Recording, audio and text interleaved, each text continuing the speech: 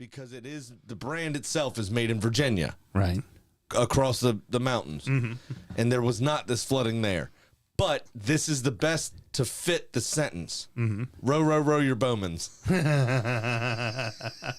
Very good. That was pretty good. That is very good. I was trying to shoehorn in because everything's sank. Right.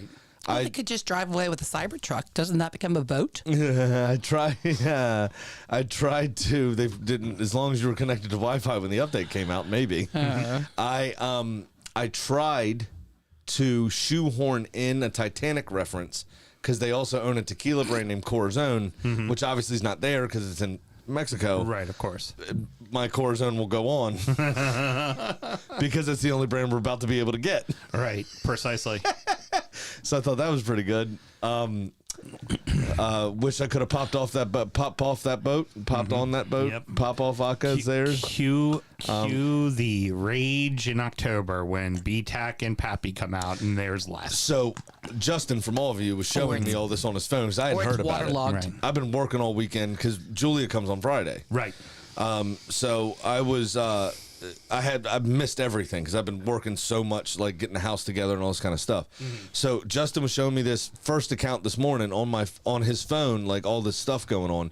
And if you just Google Kentucky flood Buffalo Trace, the first article that comes up from a Kentucky news company station is their helicopter footage of the distillery. They're just, there's no commentary. It's just the distillery underwater. And so I'm just sitting there like, oh my God, like what, and then as soon as he closed his phone, I was like, by the way, we've got an email this morning. Your Sazerac allocations have been cut by 34%.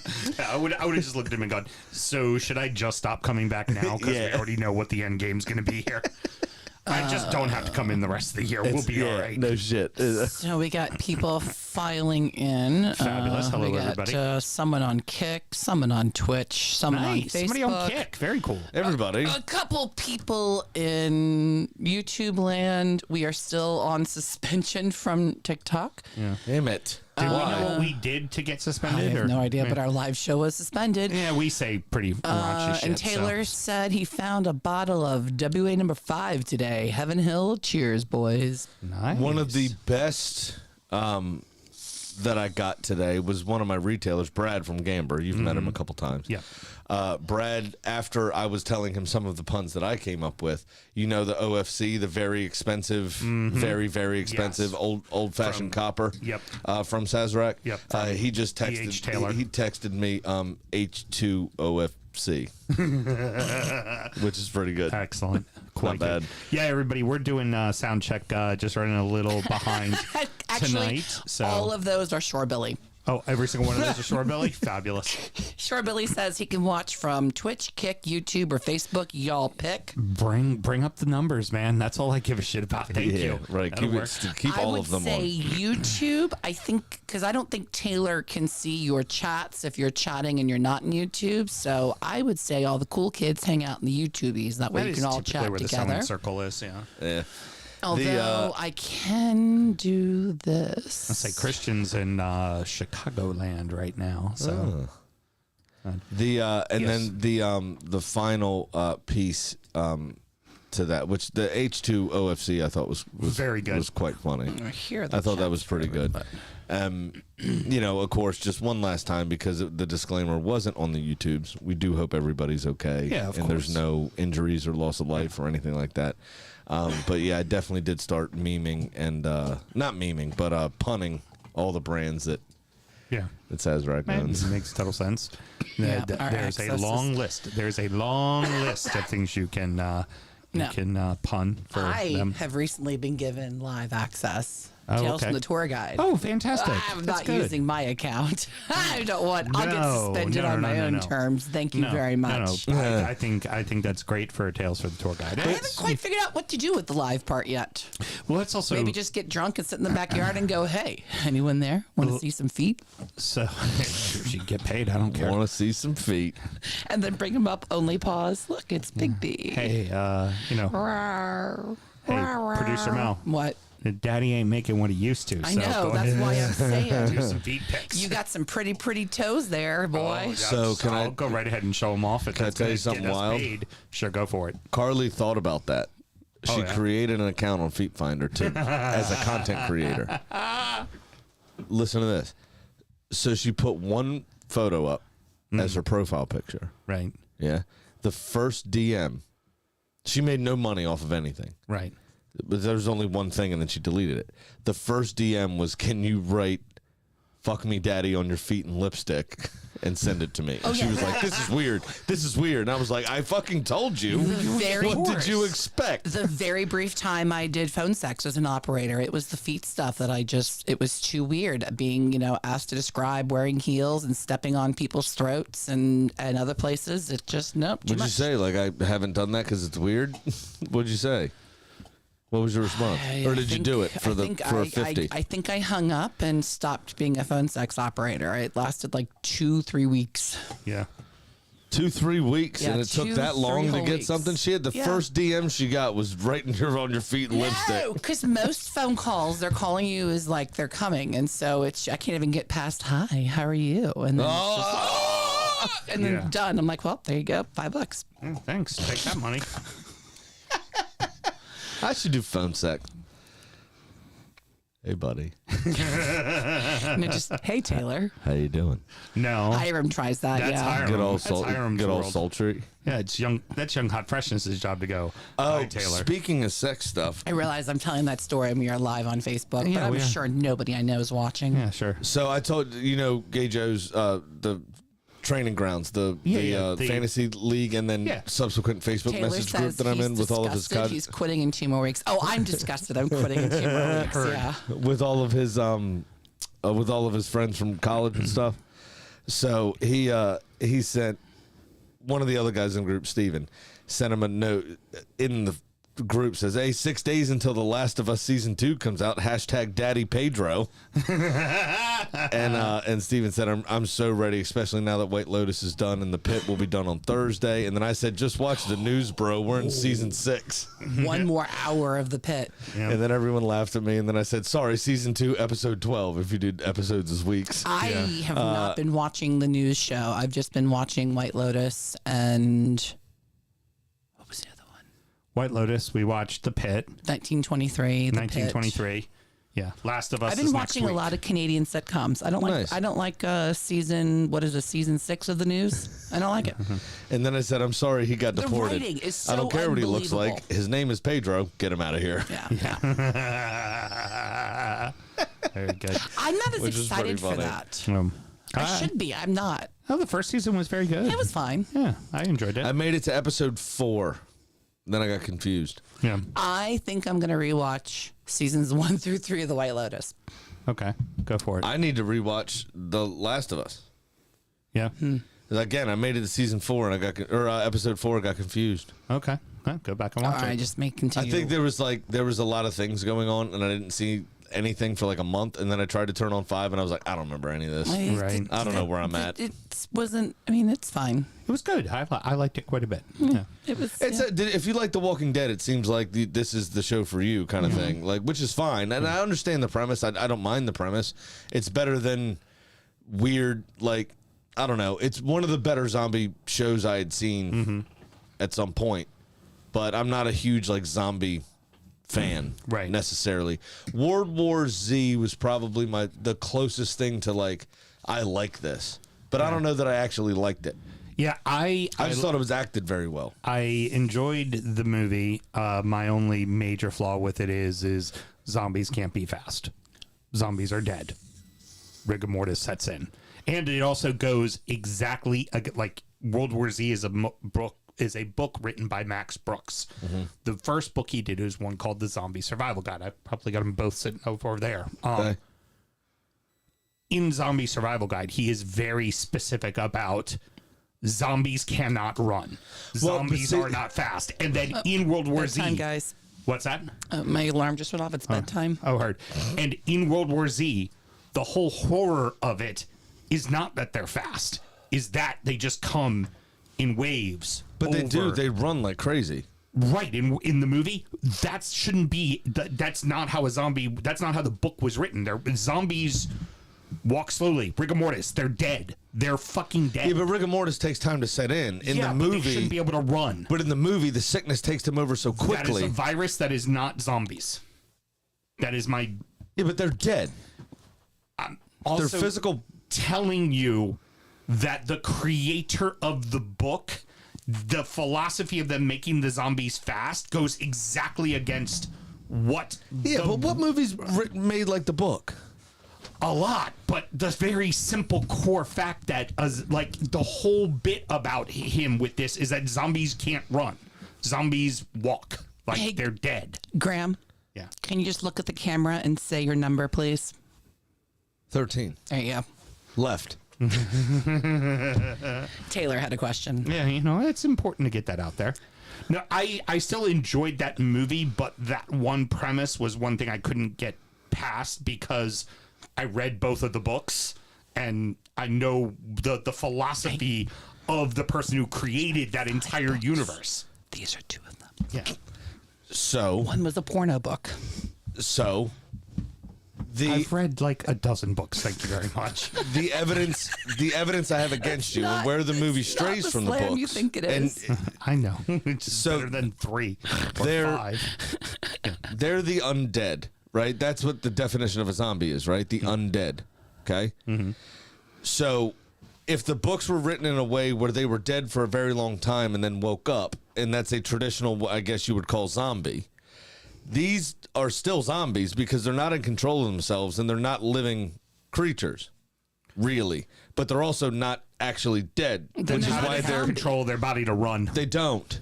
The parasite that's inside them, the sickness that's inside them is what has them running. It's a plausible explanation for why zombies exist rather than waking up from the dead. Here's the other piece to that. Again, So disagree with this. I mean, the word zombie. Zombie. if they're dead for a long period of time, yes, rigor mortis and all those other things, fine, no problem. The adaptation for the movie, they weren't dead long enough for rigor mortis to set in. They got bit. That sickness infected them within fucking, 2 minutes. Rigor mortis doesn't set in for hours. How fast does it burn out, though, until they, like... But they can't also move? shouldn't be able to run. Well, in 28 days later, they were in that movie. First off, the shit doesn't exist. 28 days later is a chemical disease. It's a rage virus. It is not Zombie. a zombie. There's a very specific difference between the two. Okay, so define zombie then. Zombie is undead. Yeah. Right. Do these people have control of themselves? Would you call them alive? No. Right. Are they dead? Well, in the case of 28 days later, it's a rage virus. They're just filled with rage. They're not dead. In They're just World filled War with rage. Z, do you get eaten by the... They bite you? Do Yeah. they just bite you and then, or do they try to eat you? If you get bitten, you turn? They're supposed to keep eating you is what they're supposed to do Okay. because a zombie has a, At 28 a taste days for flesh. 28 days is when they starve. Cuz their bodies still need sustenance. 28 days is when they starved. That's how they got rid of the virus. Was they isolated for 28 days. And then everyone died. Right, but then it's Right.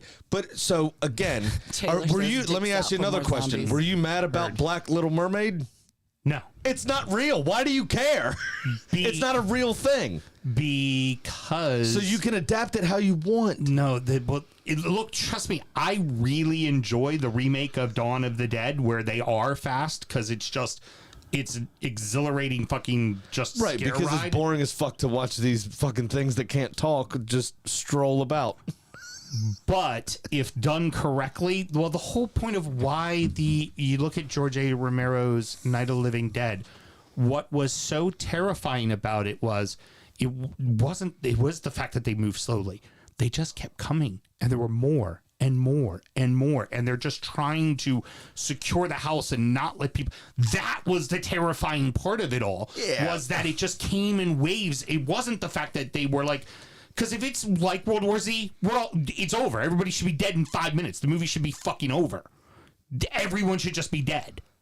If you bite and run around like a fucking lunatic, it should be over. No, in because 5 Brad fucking Pitt minutes. showed us if you cut that bitch's arm off, you're good. If you stop the virus before it gets you. Oh, Remember? And I also take offense and umbrage with the fact that you just Offense and umbrage. you just in George A. Romero's Dawn of the Dead, like this is some highbrow fucking conversation. Hey, look, remember, George that's A. one of those- Romero's Night of the Living Dead Whatever. is where the I zombie don't fucking genre care. began. You escalated the conversation These are to one a of those- highbrow level that it didn't need to be at. Because you hit.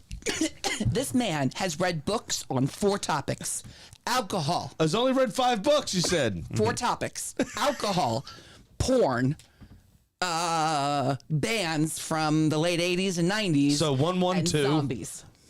1121. So he's Yeah. read 1 zombie book.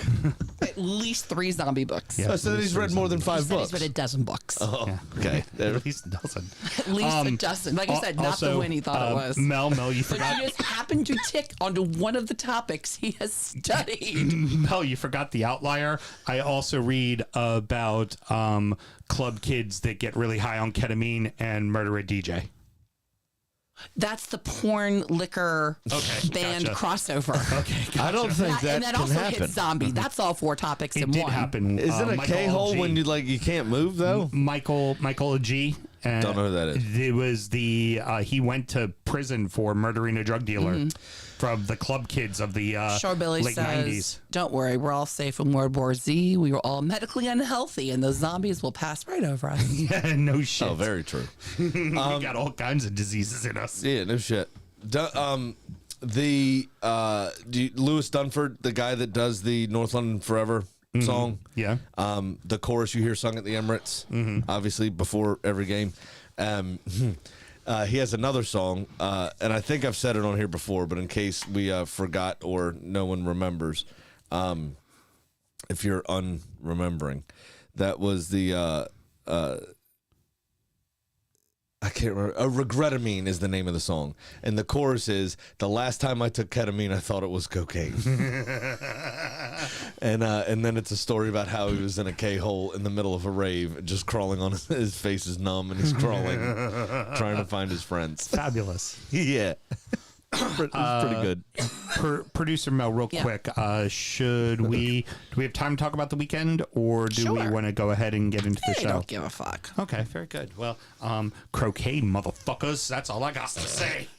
We for the first time ever, we talked about this on Soundcheck before. We went It to went so hard, my light went over. yeah, Croquet, motherfucker. we went to the Annapolis Cup, which is St. John's College, Very against small the Naval philosophy Academy.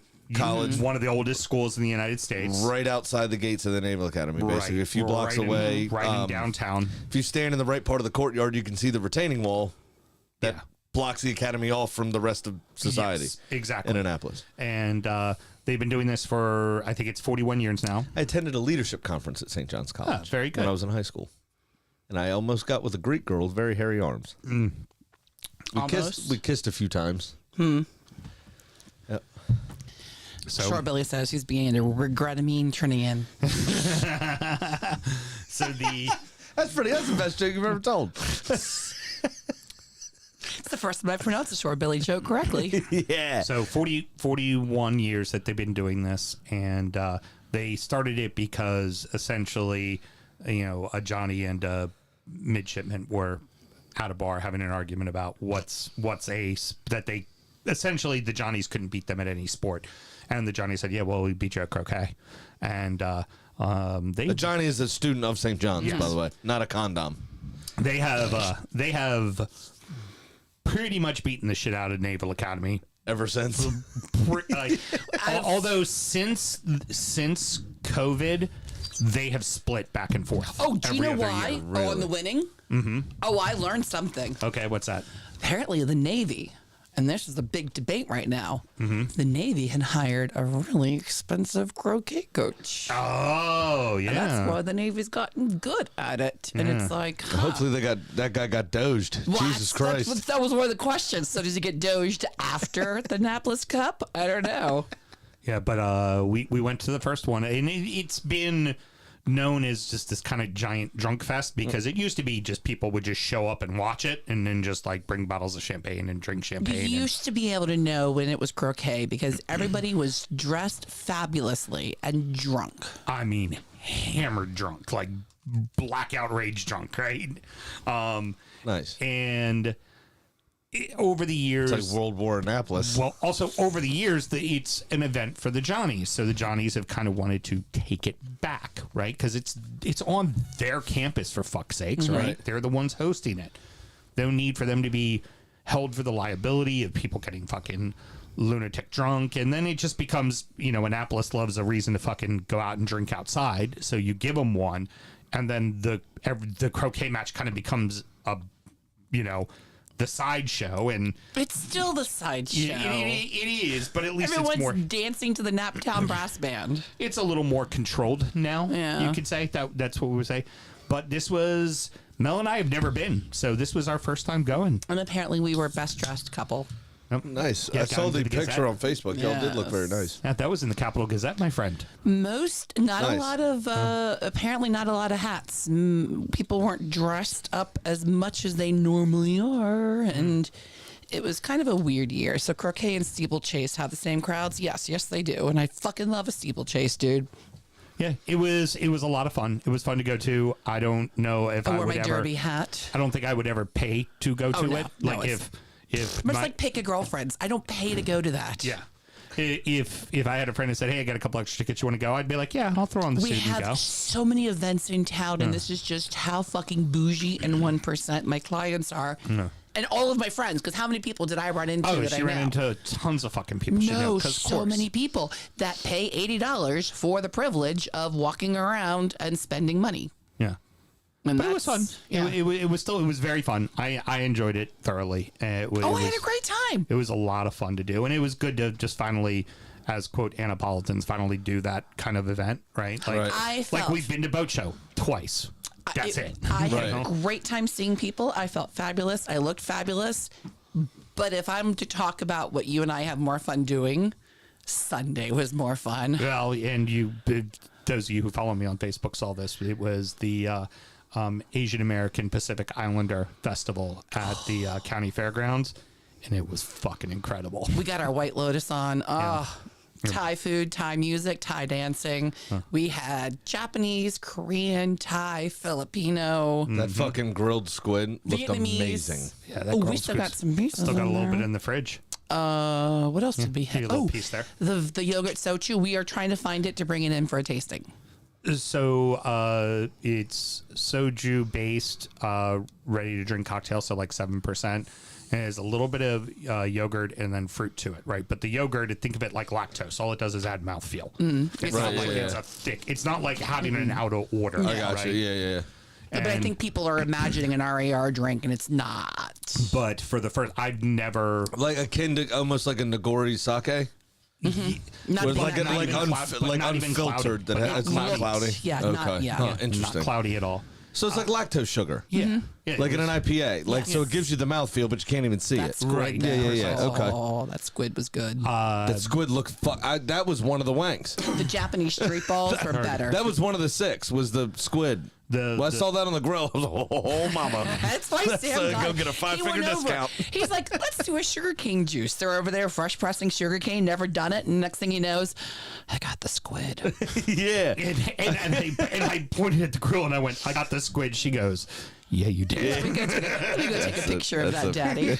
Yeah. That's a good husband there. You bring that so- squid back. With the Gonna tickle me with all 8 of them arms. with the soju drink, I have never had Ikiban, right? The Ikiban chicken sandwich. And for those of you who don't know or aren't local, that sandwich in Baltimore is considered the best chicken sandwich, hands down. That you can find, It's, yeah. It's not even a debate. Like everyone, if you say best chicken sandwich, all like, oh, Ikiban, right? There's Yeah. no question.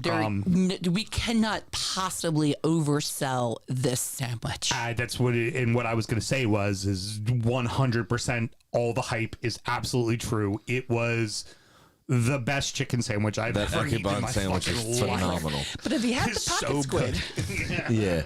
Can I? So, you know, it's funny. So back in the old neighborhood, we used to do third Thursdays. They used to do a food truck that would come by, right? It's a community event. So everybody would get outside. We would do, you know, this happens from late spring to all through the summer and stuff. So everybody get outside, hang out, do everything. It was a townhouse community in Baltimore, for those who don't know.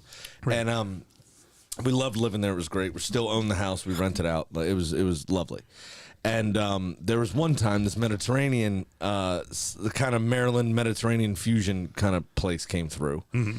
And so they had crab cakes, which they're fucking known for their crab cakes. So like on Jimmy's level in terms of crab cakes. Got it. And G&M kind of, right. They're known for it. And Greek restaurants, I mean, famously, Hella's right, that used to be right around the corner from us. Same thing. You know? But they also had a spicy lamb dish.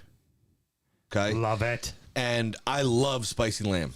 Mm-hmm. Oh, I do too. I am not a fan of crab cakes from restaurants because most of the time they're very, very bready and you don't get a lot of crab and you pay too much fucking money for them. Right. So I don't normally. I was asked at a meeting once in front of 100 people. If we didn't grow up in Maryland and weren't accustomed to what we grew up on, we probably would find the bready crab cakes fine. Yeah, but those people are dumb. Well, So one time in a meeting, I was asked by John Walsh. I was asked in front of 100 people. It was my division and on premise. Hey, where do you like to get crab cakes, Sam? And I was like, panicked because I don't eat crab cakes out. And I said Phillips. And people still, to this day, Carly brought it up last week. God. That I said that out loud. Right. I was like, I've actually never ordered a crab cake in a restaurant, so sorry. you go your mom's house. It's just the first place that came to mind. Right, Anyway, right, it doesn't matter. Not the point. I skipped the spicy lamb at this food truck with Carly 2-3 years ago, whatever it was, and got the crab cake thing because that's what they were known for. Okay? Right. That happened to me again today. Okay. That sort of situation. Got it. I walked in. I've been waiting for this place. It's a Nashville hot chicken place opening up next to one of my stores. And I love Nashville hot chicken. Right. It's fantastic. Yes. And I go in, and I was like, I really want this. I think these dishes are going to take too long to prepare. I need to continue my day. They had a snack menu option. Mm-hmm. And it was the only fusion thing on the menu. But it was like a hot Korean barbecue thing Okay. with white rice. Chicken bite, like it had like, cut up chicken breast fried, like chicken bites on the top and like Yeah, a spoon, gotcha. fork. Yeah. And it had some of their kind of Nashville hot kind of sauce with soy kind of together. And then it was tossed in a little bit more of a traditional Korean barbecue sauce. Okay. So you would add their hot thing and it was, it was fucking terrible.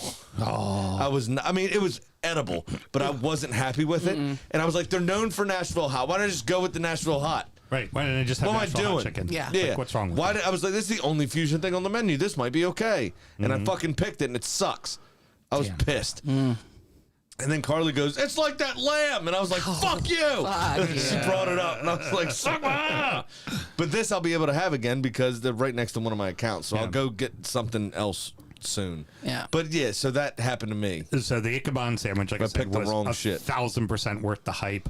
Also did Namit, which is a Filipino food truck that you should look up, or they're in Howard County a lot. Oh, really? Like an awful I bet. lot. Yeah, there's a lot of Koreans in Howard County. And you know what? I Filipino. got to say, Namit was good. Well, there's a lot of Asian community Pacific Islanders in Howard County. But it was one of the least favorite things we ate, just because those street The food, other those stuff was so Japanese good. street food from Sister House, those little fish ball things. Oh my God, that's still my favorite thing that we ate. That was really good. Really good. The sandwich was really fucking good too. Yeah. I want to try that squid. That squid looked phenomenal. Yeah. Oh, like I said, every fucking bite of food we had was absolutely fantastic. It was like $10 to get in, because that pays for like the entertainment and everything. And then people were just going in and walking out with bags of food. They were just going in because you're Just able to to get the food. Yeah. I've got Ichabod and Namit here, which are both very well-known Again, fucking food yeah. trucks. Difference: $80 Without for the without the privilege drive. Yeah. of walking around and spending money, or $10 for the privilege of walking around and spending money. And they were doing Right. all kinds of music and dancing and course, shows and yeah, stuff, yeah. which was Nice. it was absolutely fabulous. And when it comes back next year, I will absolutely be going. And We're gonna try to get a squad together. yeah, go. I'm in. Yeah, get a squad together, then we can hit twice as many food vendors. Because then it's just order a plate and everybody fucking have a We few get a fucking table. bites. Seriously, everybody go get a plate, come back, bring all the utensils, and then let's put it all on a picnic table and Just have at it. happy, Yeah. happy Scarf. house. Yeah. Nice. I did. Did they have any Vietnamese food? Oh, they had all. The only thing we They- didn't see was Indian or Pakistani. Yeah, there wasn't. That's a shame.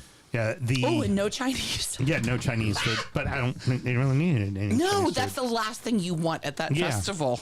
Unless it's authentic, not the sugary shit we get here. No. Faux Nam. Chinese. Faux Nam truck was there. That's a nice. pretty well-known truck. Yeah. We were gonna go with some beef pho.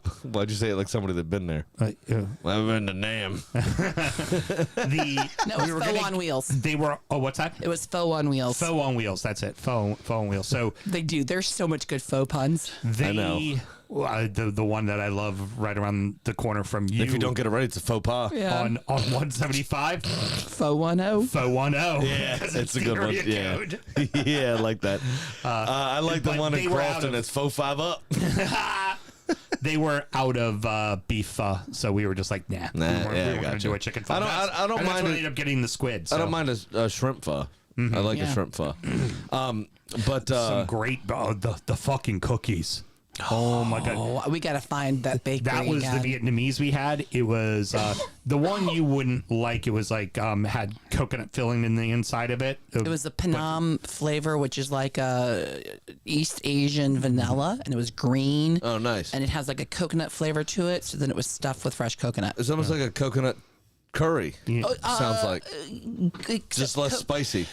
more of a vanilla, so coconut and vanilla. okay. Yeah, Interesting. Like if coconut and vanilla had a baby, that was the flavor, Nice. and then paired it with a coconut filling. And All right. You know my love of old man desserts. Yeah. They had Matcha? No. They had a matcha truck. We didn't get matcha. A Vietnamese coffee cookie. Oh, there you go. Yeah. I'm in for that. I'm in for that. I love Vietnamese food. That was was so so rich.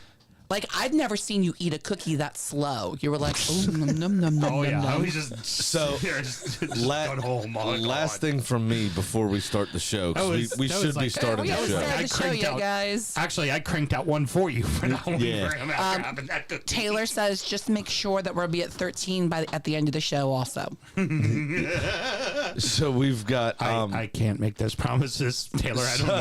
I don't know what he's prone to do. so on Friday. Well, the Manchester Derby gave us nothing. We should probably come back to the food conversation. Exactly. Most of Southampton's game didn't do anything. We should probably come back to the food conversation. Yeah, exactly. Anyway, the Chelsea also and Brentford definitely did give us anything Yeah. to go back to the food conversation. So on Friday, I volunteered something at work, something I wanted to volunteer for. They've been pushing us to volunteer for things like they do a lot of DE&I and community outreach and kind of initiatives, right? So we Right. get to know our coworkers better, like all that kind of shit, right? Which is great. It's a good thing. Anyway, because all of you know, I have 4 daughters, and I'm married. Both our dads are dead. I have 2, my mom and her mom. I've got, Right. only grandmothers left living. So they're surrounded by a lot of women. I got You're a now- lot of nieces and as you're well. you're now a eunuch. What's that mean? they cut your balls off. Oh, yeah. I didn't know what that is. Castrato. Is that a kind of zombie? So Taylor, do your best. so God. so Friday, my boss sent out the invitation. It was the women's leadership panel. 2 of which are people that I came up with in the business. One is now the vice president of wine. One is now a business manager. It was Megan Hamilton and Mary Kate Cook. Right. And I know them both very, very well. Shared a territory with Mary Kate for a long time, and we are still very close. I was in the same division as Megan As Hamilton. Megan, right, before she went supplier side and then came back as a VP. Yep. Business manager first, then VP. Yep. I've never wanted to move up. I can't be tied to an office. Don't ask me why I haven't gotten promoted. I am very good at my job. I do know what the fuck I'm doing. Better than most of the people up in those corner offices. Anyway, don't bother with it. I just like being on the street and not being tied to a desk. And I make good money, so I'm fine. Anyway, Some hoes are better on the pavement. I had to take photos, right? And then I had to set up the little That was a luncheon. good one by the way, Mel. And then we were encouraged to join in the luncheon, right, and talk. And so they were talking about some of their experiences as women coming up. And Stu Weinhauser was also on the panel, and Chris Lee was the other one of the other members of the panel. And Stu has, like, by all accounts, I've never worked for the man. He just started it. He took Schneider's role. Okay, gotcha. So I'm going to start working for Stu. But, like, tremendous ally for the women. Gave Chris Lee her start in upper level management in Breakthrough and all that kind of stuff, which is, wonderful, great. And so he was on there for kind of the allyship portion of the talk. Got it. Which is, lovely. And I was like, I really want to volunteer for this one because it might give me some insight on how to better support my children and adversities they may be facing and how to deal with some of that stuff. And so I was like, I want to volunteer for this. So I was first name on the team sheet, like, let's go. I want to do this. And so it was a lot of fun. But when we did that stupid mapping session, I sat with an Asian girl. No. Sure, Billy. How did I fail women's studies? I love bitches. So on Monday last week, we did a mapping session, right, where we did all this crap that could have been an email, and which was fine, whatever. But at the table, they encouraged you to sit with people you didn't know. So there's this Asian girl in the Diageo division. I say girl, she's 25 years old. That in the Diageo division. So I've never met her. We don't share accounts or anything. She's like an ADS in Diageo or one of those sorts of roles. And so I was talking to her a bit, and then I saw her at this thing. Right? She came to support Chris and Stu. And so I saw her here, and I start talking to her, and we're talking about the topics of the thing. And she was like, I've lived in kind of, every regional market that we have. And she was like, it's really weird out here. There's not a lot of Asian people. And I said, if you don't mind my asking, like, what, I didn't say this particular thing, but the words escaped me what I actually said. What brand of Asian are you? And she said Vietnamese. And I said, oh, interesting. I said, I know there's a lot of Korean and Filipino people in Howard County, Ellicott City specifically.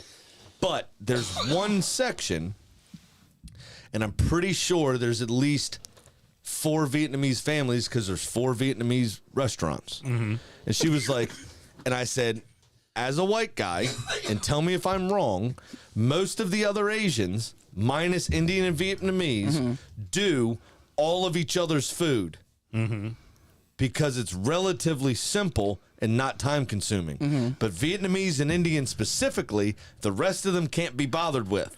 Right. It's only them 2 people do their own restaurants because it's really fucking hard to do. Yep. Yeah. And they have to sit there and watch the broth for 19 hours to make the pho. There's 75 spices. Yeah. And each paste has its own type of spices and mix and my Right. So fucking she said, God. like, in terms of that is like, so astute. ethnically, Yeah. she had the best time in California because there's loads of Asians, right? Yeah. And there's a Right. lot of Vietnamese. So, like, she found no shortage of restaurants or people to talk to or Langley Park. shared experiences. Langley Park in and all our that. area is the Langley A lot Park of and Vietnamese Tacoma there? Park has Okay. a lot of Vietnamese. But so she was like, I love living out there for that reason. But most of the people weren't very kind. She said she went to college in Michigan. She was like, I loved Michigan. Everybody was super nice, but it's fucking cold and I don't really care for that. Right. And then there wasn't many Asians. There wasn't many ethnic groups in general.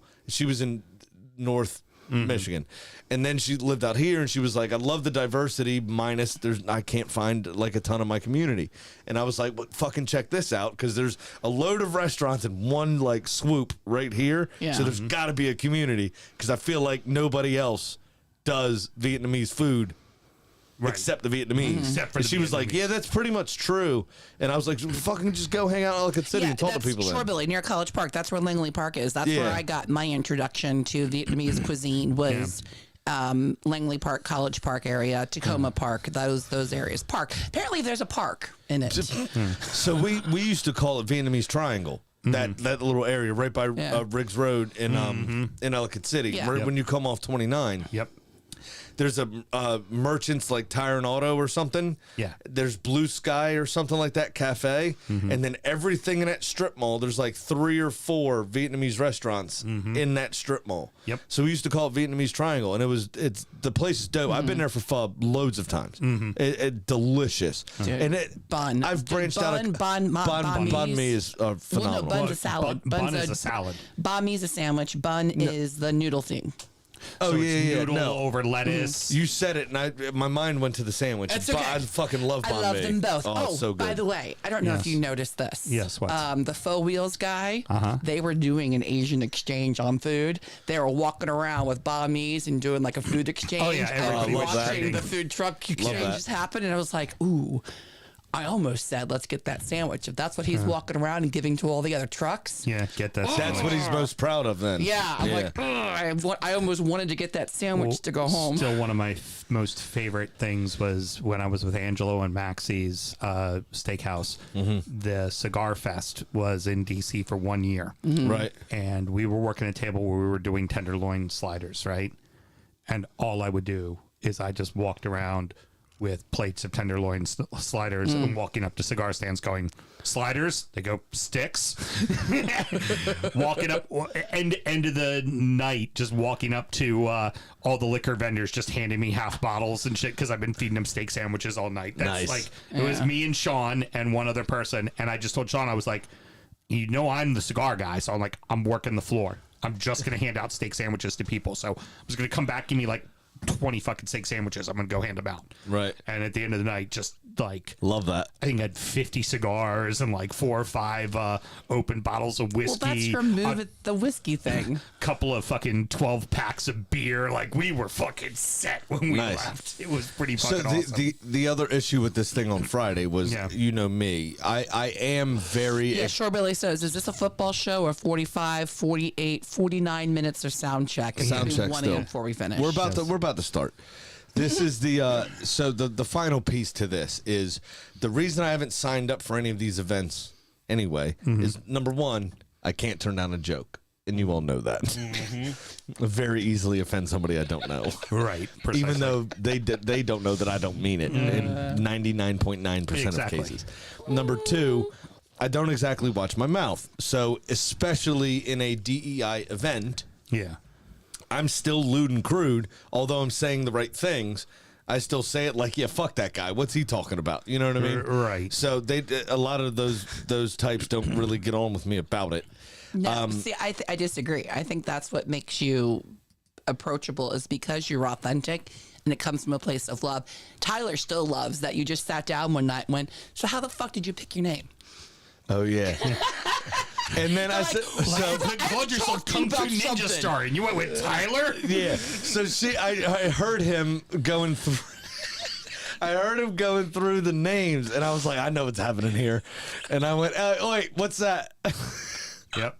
And he was like, that was the list of, that's roll his eyes. And I was like, I thought that was that's the list of names I was picking when I decided to transition. And I said, I just heard you say Nico. She was like, yeah. I was like, you settled on Tyler, huh? I said, you're too white for Nico, fine, but there's something in between Nico and Tyler. Yeah, you could have found something cooler than Tyler. Dude, That was good. he was so like when you were drunk and he was so like ready to be challenged. You're like, oh fuck, I don't know Mel's friends. Am I gonna be attacked? And no, it was just the most wholesome. I was just giving and him then shit. for the rest of the night. Y'all just chatting. Yeah, he was awesome. I was just giving him shit. It was good. Anyway, so like our head of A finance, whiskey show, a football show, a shit show. Yes. our head of very much so. finance, a woman named Sarah. You know, we were talking about some of the things that were said and some of the like kind of barriers, like people don't think women can run shit. And I said, one of my favorite things to do when people say that, like, oh, dumb lady or whatever, one of my favorite things to do is go, tell me the password to any one of your utilities that are paid online. Yeah, they can't. And tell they you. go, yeah, so you're married, right? Yeah. Does your wife do all that? Yeah. So in microcosm, and if we use microcosms to explain larger and bigger things, right? If you can't pay your own bills, then, and she organizes all that and makes the house actually function and run, don't you think, like anyone with any sort of intelligence could learn to do that on a larger scale as well? Right. And if you can't name me every single fucking password to pay your own bills, shut the fuck up. Yep. And she goes, and I said that to the head of finance, exactly how I just said it to you. She was like, forward, but I love the point. So this is why I can't be here. is why I can't be here. I ended the thing talking to Megan Hamilton, our vice president of wine, but I came up with her, so we know each other very, very well. And she already knows what to It's expect. the Correct. point of view. It's where you're coming from. It's the love. It's respect. It's not the motherfucking words that matter. Sometimes. But if you're trying right, like Mike misgenders all the time, but Mike is always trying, and he never Right. apologizes, Yeah. like to make the other person feel like Mike's like, I fucked up, I'm doing better, don't worry about it, or he just immediately catches himself. You try, and that. Well, I just did that with is your Tyler a piece of second love. ago. The first thing I said was she, and, and then I stopped and went exactly. he. It doesn't matter. You know, The it's- words don't matter. People understand the meaning behind it. You make all of these sexist Correct. and racist jokes. I've never taken offense because I know what's Right, behind yeah, it yeah. and the true intentions. The final thing I'll say, and then I do have to piss off the deck, and we have to start the show. Yeah, we do. Is I'm talking to Megan Hamilton, and Jeff Roth is there, our EVP, the guy in charge of our building. Right. First time I've met him in person. Okay. And I was talking to Megan about stuff, about like, oh, I love, what you had to say. I'm sorry you had some of those experiences, blah, blah, blah, blah, blah. Thank you for sharing, because it's going to help me with my girls if they encounter this issue. I know how to support them. Right. Blah, blah, blah, whatever. And then he comes up and it was like, oh, you have 4 daughters? And I was like, yeah, I do. And we're talking about it for a second. And he goes, man, are you getting a dog? Or do you have a dog? And I was like, no, we're getting one. Wife won't let me until the baby's at least 6 months old, probably a year. But yeah, Right. we're looking at a dog. And yes, sir, it will be a boy, and he'll be dragging a concrete so everyone knows I have a teammate. And I said that to the president of our building. That a boy. And both of them burst out laughing. Yep. And unlike Costanza in Seinfeld, I went, thank you very much. I'm leaving on a high note. I'm out. And I got the fuck out of there before he got my full name so he couldn't report me. Fucking brilliant. Love there it. you go. Sound check's over. Awesome. I'm going to take a piss off the deck. Shorebilly says, we were just talking about this, Houston. You and I were going, no, we wouldn't go to a fucking Irish festival. Why would we go to that? Right. The Highland Festival, though, May 17th. Oh, it is May 17th. Okay, I'm down for that. They were just talking about that. They all know it's your birthday, like Grammy birthday at the Highland Festival. That would be pretty tight. Hey, Mel, are you connected Bluetooth right now to the board? I am. Let me disconnect. Yes, I'm going to. When I do the Liverpool part, I've got a voice memo from You gotta X that connect I need yourself. to use. All right, real quick. I just want to, while he's out of the room. You know we're still live. I know, it's okay. I'm like, don't spill secrets. It's just you, me, Taylor, Shorebilly. Hey, this is Brian, Fulham supporter, Fulham South member. Perfect. I know it works. There we go. That may be the best sound check we've ever produced. That was excellent. And what's funny is we didn't really know where we were going to go with all of it either. So that was a loved very it. good sound check. It was excellent. What's There's so many games that didn't give us fuck all. Oh, this was a It'd very, be a very fairly easy show. yeah. Well, what sucks is Shorebilly will have to email it to you because this file definitely won't go over Facebook. But normally I am going to go ahead and record the show. So then that way people don't have to sit through an hour of pre-show if they want to see the show. Okay, very good. Got And it. I'll just release the video show. on YouTube. It will just be the show, not all of our big, not all of. I'll sound release check. another video. I got it. So you're starting a new live. Yeah, no, I'm not gonna start a new live. Usually it's just a live. I just leave it up there, and if people want to watch the show, they just go to the live. Sometimes it's just more work for me. I'll hit recording, and so we're streaming and recording, And then repost. and then I'll just the repost show. just the show. Gotcha. Okay. That makes sense. And so I think I am going to do that. I stopped doing it because I found nobody was really watching the show. Rewatching the show. Yeah. Right. But a lot of people watch the EFL show. People fucking love the EFL video. Gotcha. You almost have more people that watch that video than anything else. Oh wow, that's cool. But we don't do that one live. You're right. Well, there's 72 clubs down there. Well, Versus I'm just 20. I think that's interesting. Heard. all right, we ready to do a show, kids? Super ready. Do you have the cups? Oh yeah. Oh, there's more over there, Sammy. Is that enough? Or No. We'll need I more. just have a strawberry ginger cider. Y'all had it before. It's the one I have a lot of. Cool. Well, yeah, we'll just go off of. Yeah. Unless you guys really want to taste my strawberry ginger No, cider. Graham's got 4 things, so we're good. Cool. I just got thirsty. No worries, all good. Let's see. All right, sure, Billy. Tyler, do we have your permission to? Tyler. Yeah, no, I got Tyler on the brain. Tyler was looking so fly when I saw him at Middleton. Although I did have to take a beer out of his hands. Brian had oyster shooters around. Hammered. And Tyler grabbed one of the little beer shooters, and I walked over and went, "What the fuck do you think you're doing?" Is he not drunk? They're like Not 19. 21. Yeah. Oh, yeah. That's true. Forgot about that. All right, we ready?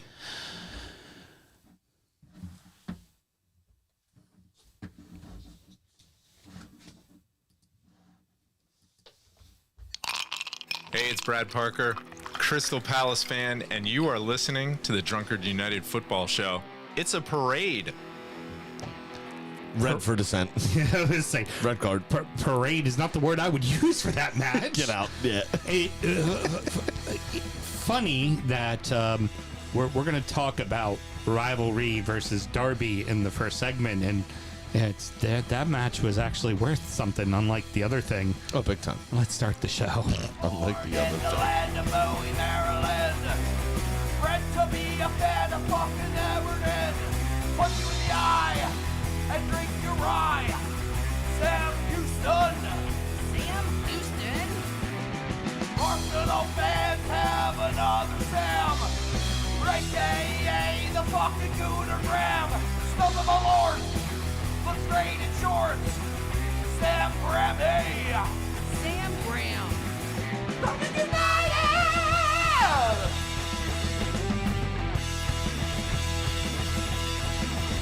Fucking United!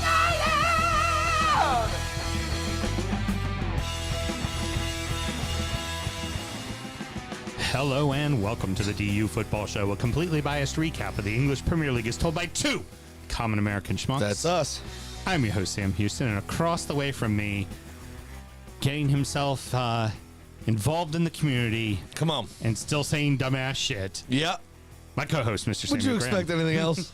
How you doing, good sir? Doing very well, thank you. Still have a Nice. job. Yeah? Hey. So he either didn't remember my name or didn't take offense to it. It's perfect. that's what we like to What hear. a perfect caper.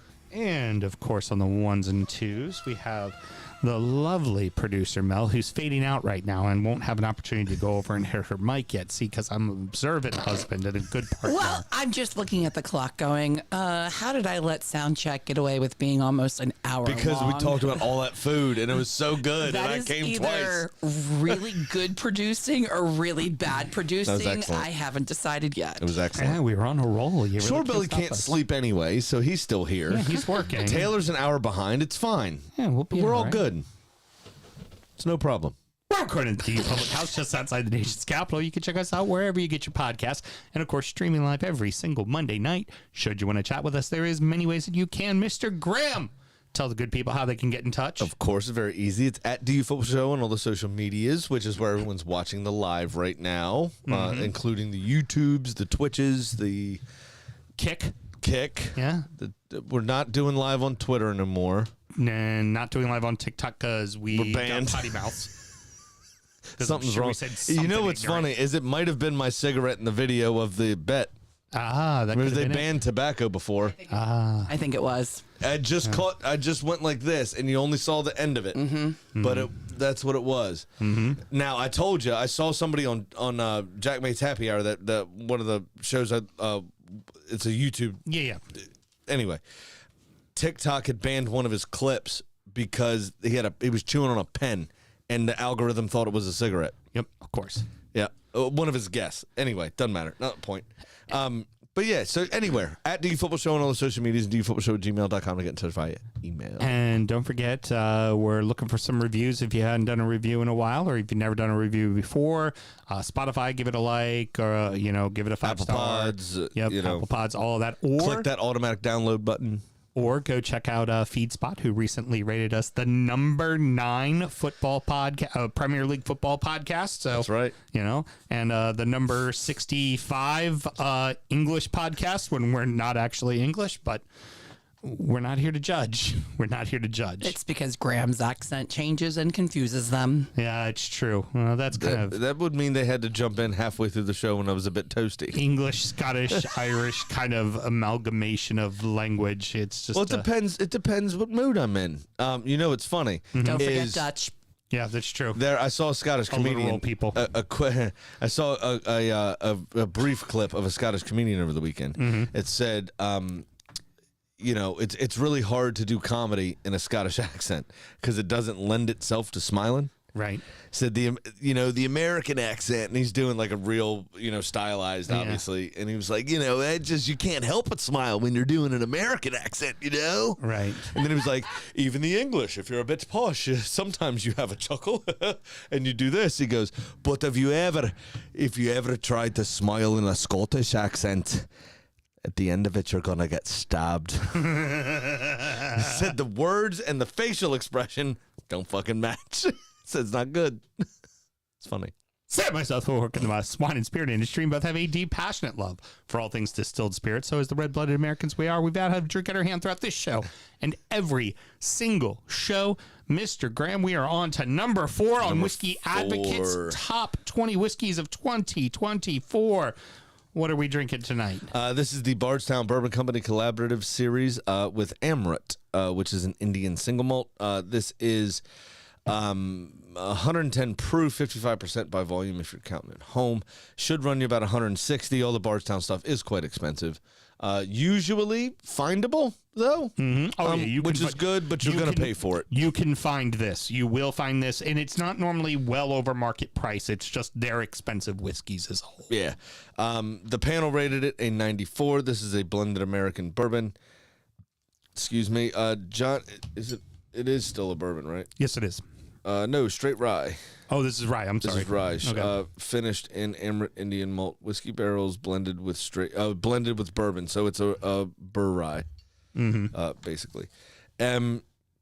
All right. Anyway, Johnny McCormick gives you your Whiskey Advocate blurb, and he says about this whiskey: take 2 straight rye whiskeys from Indiana, one an 8-year-old, 95% rye, and the other a 9-year-old, 51% rye, and finish them for 18 months in Amrit Indian single malt casks. I sold Amrit for about I don't know, a year and a half. They make some good whiskeys in Amrit. Amrit a few years back was on Whiskey Advocate's top 20 with their Cabernet finish. The That was Asavada, I think it was. fucking stellar. Was it Asvada or Asavada or something like that? Yeah. Avasada? Something. It was fucking stellar. Delicious.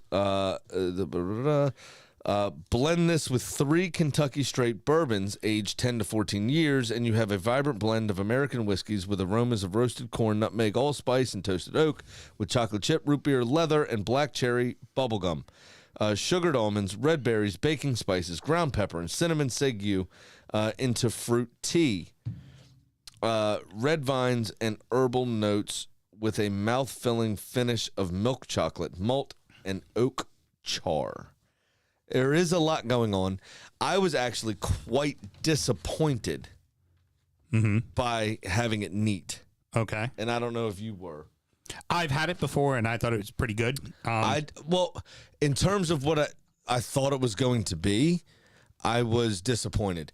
It has since, with the Ice Cube and one too many longer stories during soundcheck, has opened up tremendously. And now I'm getting a lot more of that flavor profile the very extensive flavor profile that he mentioned there. There are a lot of notes of chocolate. There is a lot of allspice. There is a lot of those Indian influences in this whiskey. Still get a little bit of the rye spiciness. Still get a little bit of the bourbon sweetness. It's fucking good, but it to me at least needs a little bit of water. So disclosure is typically a lot of these whiskeys we are drinking cold, right? We've never had them before. We purposely do not open the bottle. The bottle gets, and I've not had this either. Right. The bottle gets opened when Sam walks into the studio. The bottle's open. We pour the glasses, and that is the first time it is typically liquid to lips. Obviously, there are some instances where it's stuff we've sold. Something I sell, right? I always taste on my accounts so I can guide them in their Westward tasting Cast and Strength. stuff. I worked for the fucking brand. Right. I've had it. I had it. but this is one I had actually had earlier this year. Before the list came out, obviously. I'm very close with multiple people who work with Bardstown specifically, so just got a lot of friends that are with the brand. And when particularly one, Nick was having me try it, he was just right off the jump. He was like, "This is making the fucking list." It was like when he was like, "You need to try this. Yeah, this is making the list." And I tried it, and I was like, I get like a nice toffee on it as well. I'm like, yeah, this is definitely making the list. And to see that it's top 5, I'm not surprised at all. Not surprised one bit. Again, once I got the water to it, it opened up so much for me. It allowed those flavors to stand out beyond the proof. And it, when I had it neat, now obviously I only had, an ounce. Maybe my second glass, my palate would have climatized and I would have been able to pick some more things out. But initially, I didn't get a lot from it. Mm-hmm. It just tasted like a well-done whiskey. Right. There wasn't much to it. Mm-hmm. It was a little hot at 110, but nothing outrageous. Fine. Yeah. But you get that little bit of water to it, and I can taste everything. It's dry over the mid-palate. Agree, by the way. I think ice really opened this up quite a bit. It's dry over the mid-palate. You get that nice sweet chocolate up front and caramel from the bourbon. You get a good spiciness on the back end. I get a nice allspice kind of umami sort of situation going on as well. It's delicious. Excellent. This whiskey very is good. very, very well done. This is I might actually pay $160 for this bottle. Mm-hmm. We normally say that, if I had a cap at $125 to pay for whiskey ever, yeah, I could find you some very fucking good bottles, right? That precisely. You would never be disappointed in for $125 or less. I mean, heck, we could find you some good $30 whiskey. Well, that's what I'm saying. That's what I mean. If you cap like $125 is the most I'll ever come out of pocket, right? Properly, right? If it wasn't for this show and we did the list, right? I don't normally pay more than $100 for a bottle of whiskey ever. Because there's so much good shit at a value price. You can find it. Right. And it's readily available in a lot of cases. Mm-hmm. This is something fucking worth the price tag. It absolutely is worth the price tag. And the Heaven Hill last week, excellent. But again, it was only roughly $100, $115. Right. So fine. This is phenomenal. This is a great little. I'm very happy with the top 5 so far, and it has, for me, blown everything else out of the water. These 2 whiskeys, the rest of the list don't deserve to be in the top 5 compared to these 2. Yeah, I would also say I would take it a little bit further. I have been highly impressed by every single whiskey since the 10. Now, there was some hits and misses on 11 through 20, but 10 down so far, I'm like, yep. And it's exactly where it belongs. Because, the Still Austin was very good. It was not better than the Heaven Hill or the Booker's. Right. Or this, as far as American whiskeys go, right? Yeah. Fair dues. Yeah. But so far, the top 10, I've been insanely impressed with. Yeah, same. And the next 3 are all coming from the same fucking place. So I'm excited to see how that all... Scottish, aren't they? Not even just Scottish. They're all Islas. Uh-huh. All Islas. So what else do we always have to do, Mr. Graham? Well, be careful. If they smile, they might stab you. Always remember to drink responsibly, of course, ladies and gentlemen. Have a wonderful show. Let's do it. Let's get into the action. Well, the action is an understatement. Well, for the first one. Well, we're taking, it's a comparative. We're doing contrasts here in the first segment. A real derby was completely outshadowed by the made-up one that gave us everything the Manchester derby should have. Palace 2, Brighton 1, Man City 0, United 0.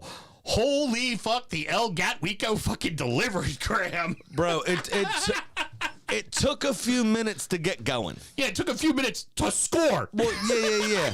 But I think that ramped it up, right? I think that ramped up the atmosphere. I think that got everybody fucking excited about it. Of course, it was in Palace's building. Yeah. So when Mateta, phenomenal shot, by the way. What a strike. Well, not even just the strike, the kind of, he was completely turned. He kind of turned himself in, made the one touch, and then put it to the opposite corner. Like, the whole buildup and how he set himself up to pull off that shot, the way he ran along the line to stay on sides to get the ball, like, of course. Now, it was beautiful. Especially with that bionic thong he's got on his head. Exactly, his thong, thong ear. His ear thong. But if you also, talking about contrast just within a game, how great Mateta was at occupying space, occupying players. The threat was always there. Obviously, 3 minutes in or whatever it was just a brilliant hit, a great run, God, yes. a good touch to set himself up, brilliant strike, all this kind of stuff. And then you look at Eddie Nketiah's first 3 minutes. This is contrast within game. Ooh, yeah, we will get Fuck off, mates. We will get to that. I'll tell you what, you ain't learned that at Arsenal. The fuck are you doing, son? That I don't know. You see the number of red cards Arsenal used to get? Yeah, but this was 2 yellows and one was for diving, and that was the first one. Yeah. That's some shit he learned at Liverpool somehow. The other one, too, Henderson with the big double save also. Oh, it was big time. Ooh. It was big time. You know, and then and it seemed like at that point you're just in the first half, you're like, oh, this is going to be Palace's day. And then Welbeck with his goal as the answer. Oh, yeah. On a personal note, I had a 13, I think it was, game real money bet on my own accord. The only leg I missed was a Cairo Matoma shot on target. Yeah. For the whole thing. Wow. Yeah. I missed so super annoyed by that. I missed my bet this week simply because this was my own proper outside of the show. But I missed that too. Mine, I bet the Gatwico. I hit all of it. Mateta to score, both teams to score. Yeah. Eze to have a shot, Pedro to have a shot. Pedro didn't have a shot, and he got subbed in. So I do think if he'd have played the whole fucking game, he'd have definitely of course had a shot. He had a shot. Yeah. At that point, I'm Brighton looking at it. Brighton did grow into the game. Oh yeah, they were with it for. There was some sloppy football. They were away from home. The atmosphere was overwhelming. I get all that. Hendo's double save was fucking was huge. But he made a couple of other saves in the game as well. Like you said, it was only 13 minutes in, but it was the double stop. But Welbeck took that, equalized on 31. And now we've got a fucking game on our hands. It is now it's 1-1. Everybody's excited. Both teams, Brighton started a little slow. Palace started great. The crowd's up. And then Brighton pegs them back. And there's a ton of fouls. Well, first, like you say, it is a physical fucking match. Brighton pushes. Henderson makes the double save, which increases the atmosphere. It's like, yeah, they ain't fucking getting in today, man, kind of thing. And then Brighton goes, oh, but hold on a second. And Danny Welbeck, that guy Welbs, bang. Yep. Just 1-1. Gets right in, gets just in front of the defender, pokes out the toe, boom. And that excites the away end. So now we got a proper atmosphere. It's 1-1. There's 10 minutes left in the first half. Brilliant. Brilliant. Poised this game is. And then you get Munoz. Another fucking gorgeous He only goal. seems to score super important goals. This is like what we said about Rodri. Doesn't score much, but when he's only, I think this was his 5th or 6th goal this season, which for a wingback is a very large amount. Yeah. But they've all been like game winners. Oh, yeah. They're all like the most important goal. Yeah, of the day. They're the most important goal. And it was a great strike again, good run, good touch to get himself the half a yard to shoot. It was excellent. It was absolutely excellent. But then we get to the merry-go-round of cards. Well, and Nketiah comes on, does the dive. Now, I will premise this section of the show by saying there's going to be a fair amount of bad refereeing covered in this show today. Oh, yeah. As there has been a fair amount of bad refereeing covered this season. This referee got everything spot on, in my opinion. Oh, yeah. Every card was a card. Yeah, big Every time. card was a card. Now, had Eddie Nketiah gone down from the contact, the referee would have had a decision to make. Right. The fact that he took 2 steps after the contact and then fell down was a problem. And again, I think he learned that from Mo Salah, not from the Arsenal Academy, by the way. Then Just you're on a yellow, and you don't have, it's a ball coming over your shoulder, but you don't have the wherewithal to look around you and know what's around you. Like, I think it's a no-brainer yellow. was- Like how high his foot was, it just. But it was. I've been in that position, and that ball to him was a bit flat. Right. It wasn't like it was looping. He had time to check. The ball was a bit flat and coming at him. Yeah. He's just, oh shit. He's just turning, and it's unfortunate. It's a definite yellow card. Yeah. Van Hecke, I thought, was obviously it wasn't even below the shoulder line, so it's not an actual dangerous play. Right. But if it's unfortunate for him because he's not looking at Nketiah either.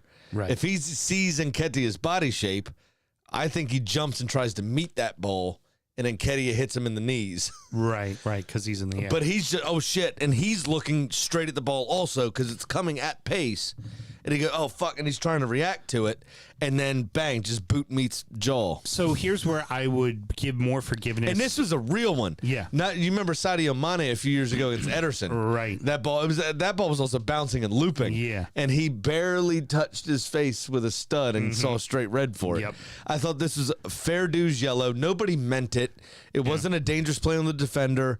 It wasn't and Nketiah's foot was waist height or so, maybe a little above his waist. It wasn't like ridiculously dangerous from him. It was just an unfortunate coming together. I guess where my difference for you is you said, hey, it's happened to you numerous amounts of times.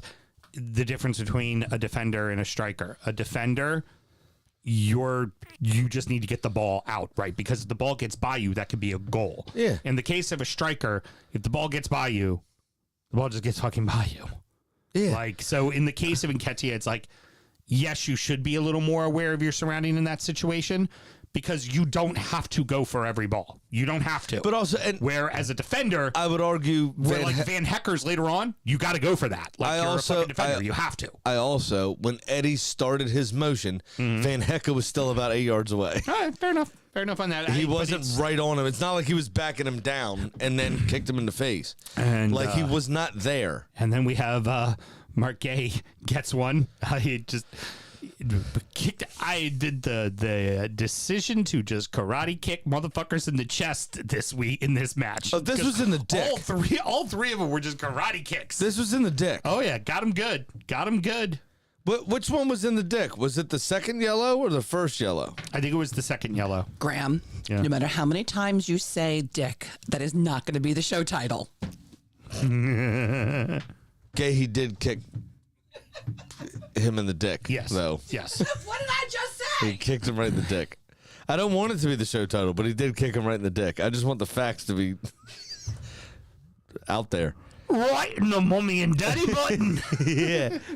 Sorry, how many times did you say dick now? Listen, we have to maintain our English podcast status. So right in the mommy and daddy button. Is that what he said? Yep.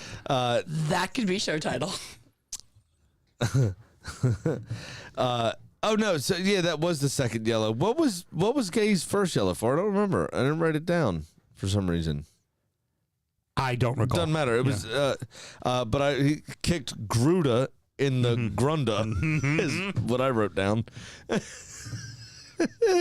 The person's name for Brighton was Gruda. Anyway, then in the 96th minute, Van Hecke saw his second yellow for bringing down Kamada. His was hysterical because He started walking towards the corner. Turned. He knew he was. It reminded me of you, where you're just like, "Yep, Yeah, here this one comes." sure Turns did. around and just started walking I'm away. out. I'm fucking going. I don't even need to see it. I already I know already what's know, happening. yeah. I'm making my way off the field. Also, no straight red. It was 6 yellows. Yep, For yeah. all three sending offs, which is interesting. And I did write down he started walking towards the corner before the ref even pulled the card. He knew. Yeah, he already knew. The spin of the ball in that situation, though, as a defender, the spin of the ball didn't help that situation at all Well- because it kind of backtracked towards the attacking player. So now he's stretching. Instead of being able to get a toe to it, it was just out of reach, and he ends up obviously bringing him down. In comparative, again, Nketiah didn't have to go for the ball. Van Hecke had no choice in that situation as a defender, because if you don't go and try to get that ball, he's by you and scoring. Yeah. So you have no fucking choice as a defender. you have to You go have to go for it. Yeah. So it's just like, it's what it is, Yeah, exactly. At least it wasn't a straight red in 3 games. It's a second yellow when he misses 1. Palace's first league double over Brighton since 1933. And They haven't had the opportunity to play each other a ton. Right, of Brighton course. spent a lot of time in League One. Palace spent a lot of time in a championship. Yeah, exactly. In that time. But it's still, good to note, and they'll still needle each other over it. So I put also let's mention Hendo's save right at the end of the match. that was a very good save.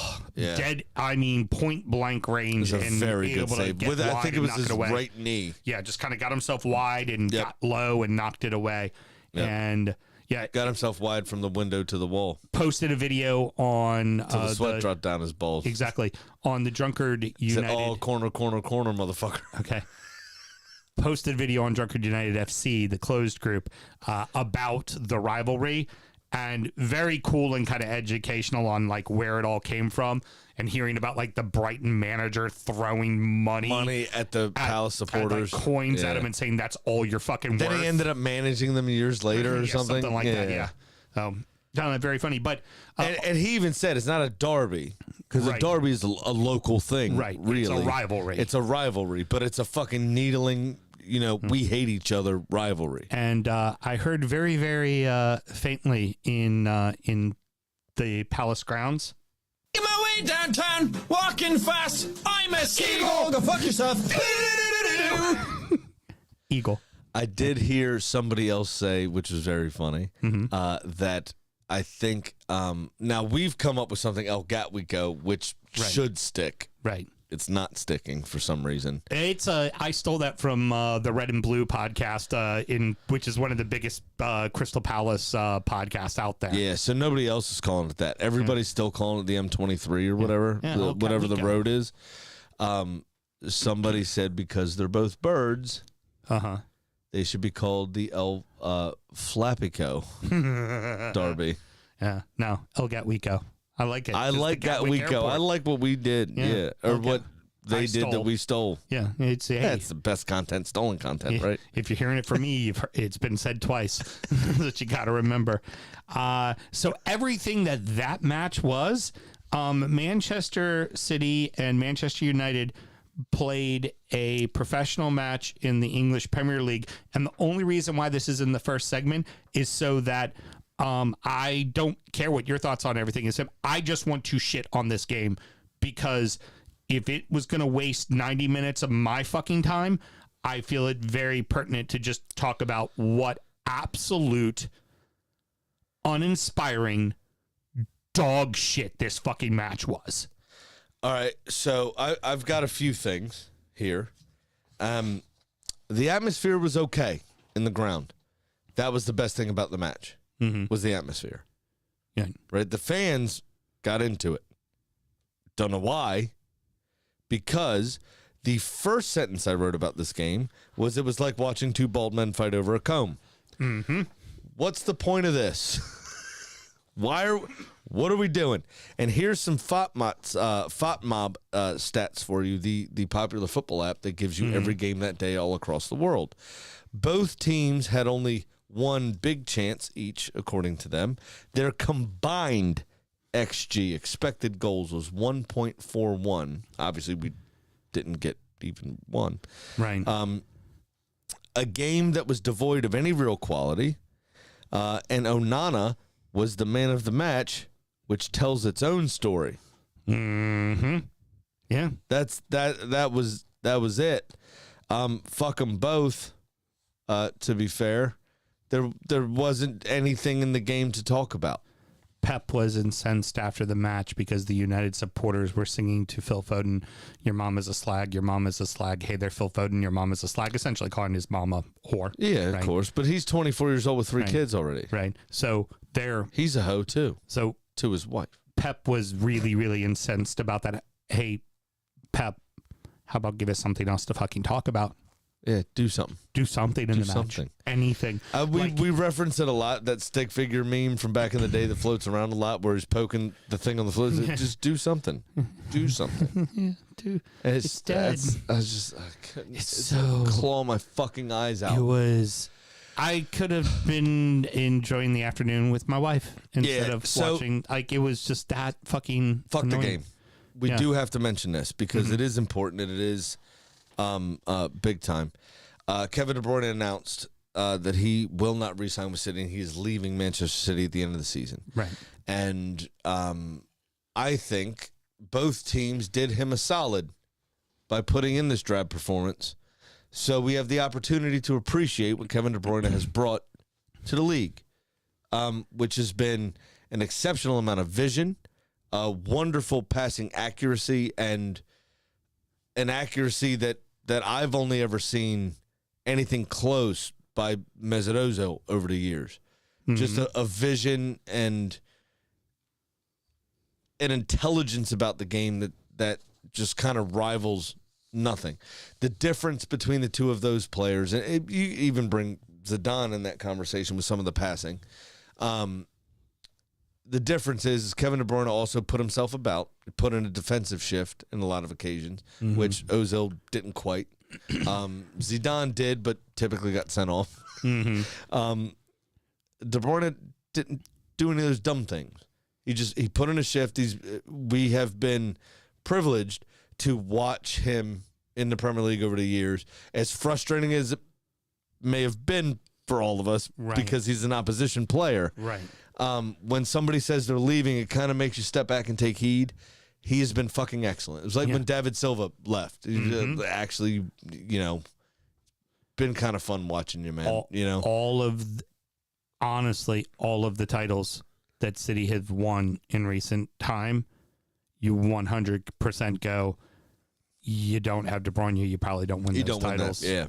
He was excellent the entire time, and this has been a more invigorating conversation for me than anything we said about the match.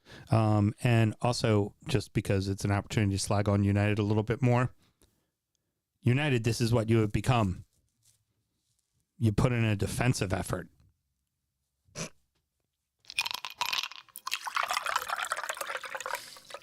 The Gunners decided to have a training session that offered a disappointing result, but there's still a chance at a title in the most Fulhamish way. Arsenal 1, Everton 1, Fulham 3, Liverpool 2. Gunners rest a lot of players, and it showed, but you still found a way to get a halftime lead. Yeah, so we still have a lot of people coming back from injury, right? We had the worry about Journey and Timber, so we started Ben White, then brought Timber on. Right. Saka didn't start. We brought him on at halftime. A lot of those kind of moves going on throughout the side to be ready for Real Madrid. Decided to start Jorginho, which just brought your offense to a screeching halt. Oh, God, just so slow. O was on the bench, came on late on just to get 15 minutes as kind of a warm-up for Tuesday. Yep. It was frustrating to watch, obviously. You thought when we got the breakthrough, great, this is going to be good. I was mostly worried about Kivior. Beto bullied Virgil van Dijk in the midweek, rather. Right. And I was like, oh, Kivior's going to have a test, here with Beto coming at him. Y'all didn't really do anything No, not really. in the first half at all, and I was like, oh, okay, this might be fine. You had the mistake, obviously, giving the ball to Declan Rice, which led to the Arsenal goal in the first half. I was like, okay, we're going to cruise to a 2-0 win, no problem.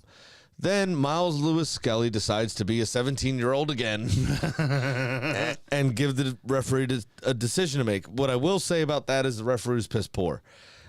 In this match, he, just to give you context, he blew 40 seconds early, even though he knew the time. Yeah. So apparently, can't even tell time. Right. Then restarted the match anyway.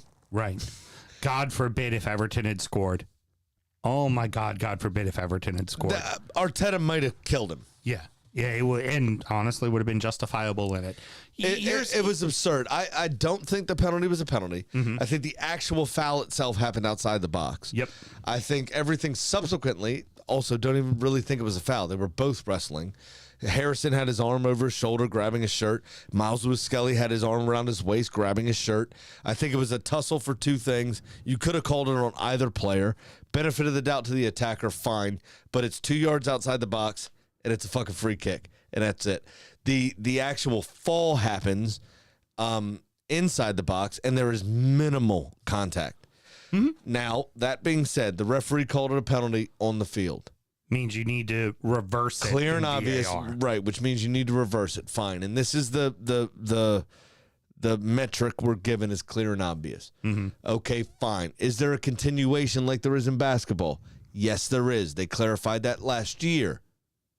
If a foul starts outside the box, advantage is played and continues inside the box, it can then be deemed a penalty. Mm-hmm. So fine. Okay, no problem there. You want to call that no issue. I just think it's soft as baby shit, and it's absolutely absurd, and it's a string of ridiculous decisions, not only against Arsenal. There have been an absolutely ridiculous amount of bad decisions this season, in my opinion. Wouldn't disagree. Paul Tierney was the VAR in this game. Mm-hmm. Paul Tierney is only VAR'd 13% of the time. Mm-hmm. Paul Tierney is responsible for 40% of the VAR mistakes. Wow. Maybe he shouldn't be VAR. Just speaks. I don't know any other evidence that I need, to be honest, that it was a bad decision. Yeah. Did the game deserve a draw? Absolutely. It was a piss poor game. Should have been 0-0. It was bad. You guys shouldn't have scored the goal because we made a mistake to set that up for the goal. The penalty probably should have never been called. And I'm with you. It was an exceptionally soft penalty. If he didn't call the penalty, VAR would not have overturned and said it was a penalty. Right, correct. Because he called it a penalty, VAR Couldn't overturn it. Right. It wasn't clear and obvious, and it was However, it the softest of softest penalties? Hell yeah, it when was. you look at the other stat, yeah, it probably could have overturned it. yeah, no shit with the way he goes. Just because of this cunt. It was, and honestly, like Everton had made a bunch of changes as well in their lineup. They had started like Patterson out on left back. He's never played left back before. He's always been a right back.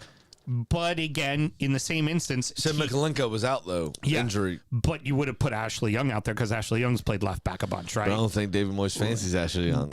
David Moyes wants to see what he's got, right? We've already talked about this. T.I. gets a start. Why did T.I. get a start? He wants to see what T.I. has. That's it. That's what he's doing.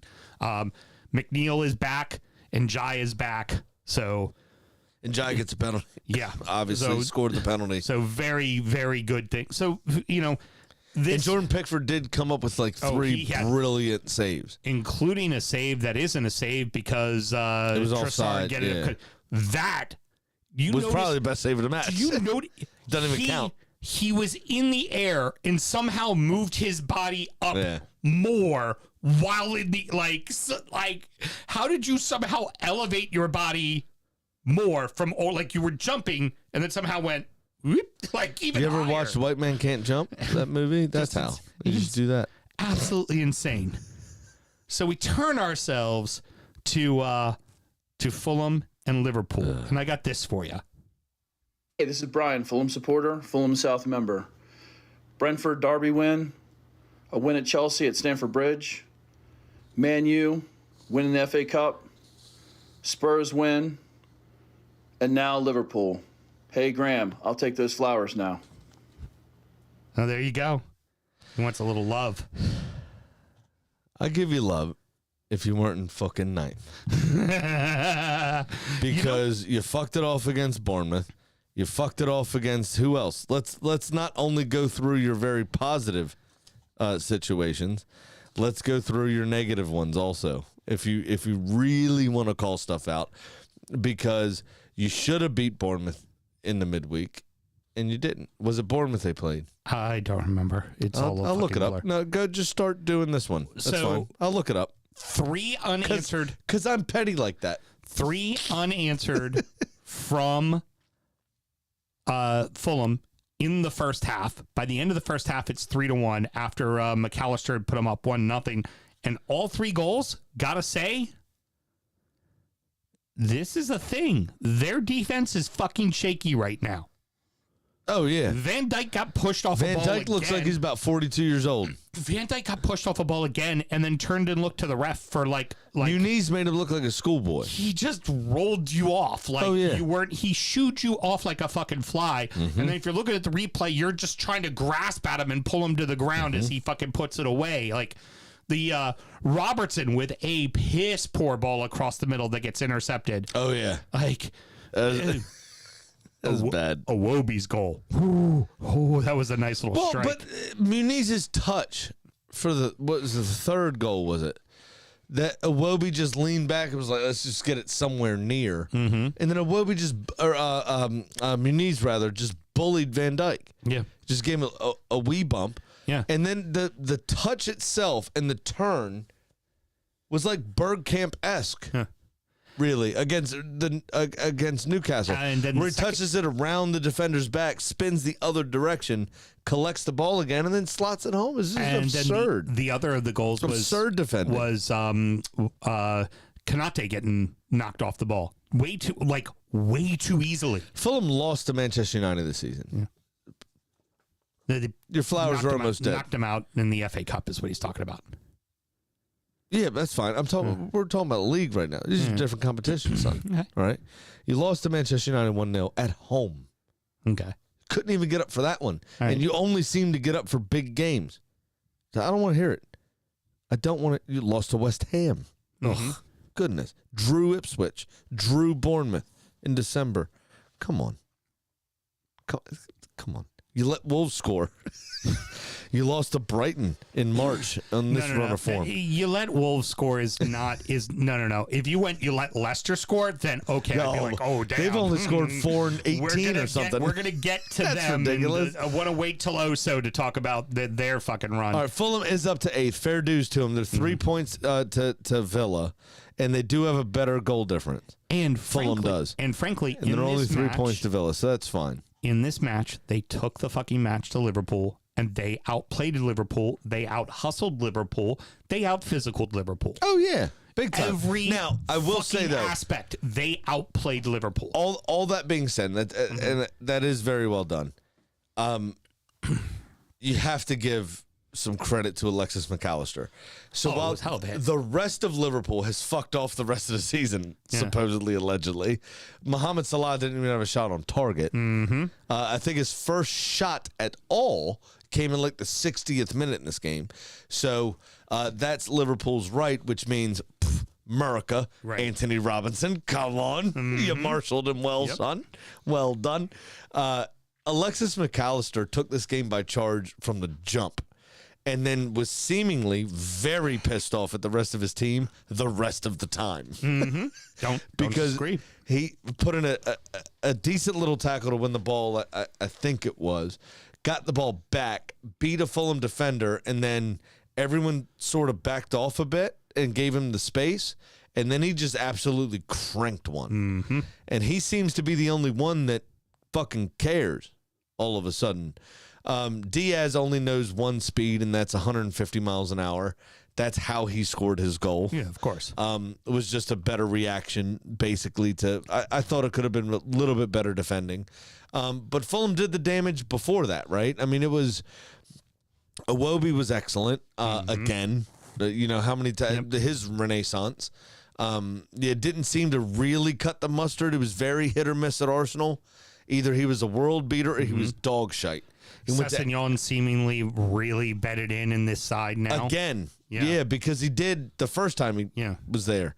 And then earned his move to Spurs, remember? Yep. And then was shit at Spurs. But, not solely his fault. And then came back to Fulham, and he's reinvigorated his career. So, you know, Iwobi seemed to learn the hard work bit at Everton. Those, 3-4 years he was there, whatever it was. And now that he's at Fulham, that has a little bit more of an expansive play, they're not as a disorganized side as Everton were. Right, of course. He now has the experience of Arsenal. He now has some, kind of mates he came through with in ML Smith Rowe, and if you will, there's that play the football, that do the things he wants. He's a manager that wants to play this way as well. Played for that manager at Everton, I believe. So they had a relationship. I don't know if they overlapped or not, actually. No, now that I think about it. He might It was have close. It was close. been. It may or may not have overlapped there. Anyway, seems a decent fit. Mm-hmm. And he's playing some of the best footballers of his career. Oh, absolutely. Now. Especially this season in particular. He's added goals. He's got assists. He's putting tackles in. He's doing very, very well.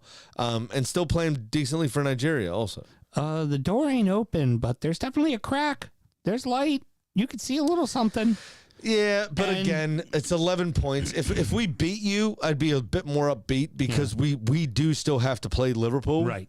So I'd be a bit more upbeat, right? So if it was 9 points going into that game, now it only takes us 2 games. Here's where we're going to find out for Liverpool is I don't see it. end of April, it's Spurs, then it's Chelsea, then it's you, and then it's Brighton. And that's kind of it right there. So if they come out a little slow next weekend, even if they win, let's just say they win 1-0. Where are we at then? So it's not officially done yet. And I think, and I want to have your opinion on this one, Graham, is do we think that maybe Liverpool went out there and played this game like they thought they already won the fucking title? Oh, yeah. I don't think they're excited about anything. I think it started with the loss at PSG. Mm-hmm. They were disappointed, obviously, in the performance and the manner in which they lost and everything else. Mm-hmm. And they then crash out of the FA Cup to Plymouth. Right. Then, actually, Plymouth might have happened first, then PSG. Then they come back. Arsenal drop a couple points. They win a game or two. Now we're 12 points. Now it's like, what do we play for now? Now I can't get up for it. And now Salah still hasn't signed his contract. Van Dijk still hasn't signed his contract. Now I think it's like, you know what? We might actually be done here. Now I wouldn't be surprised if both of them left and Liverpool finish in 10th next season.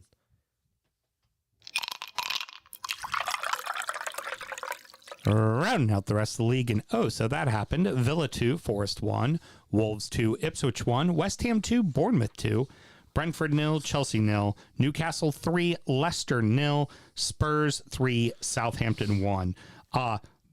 Big win for Villa, man. That's a statement game right there for the hunt for being in the hunt for Champions League. I don't want to be a downer. Yes, You're right.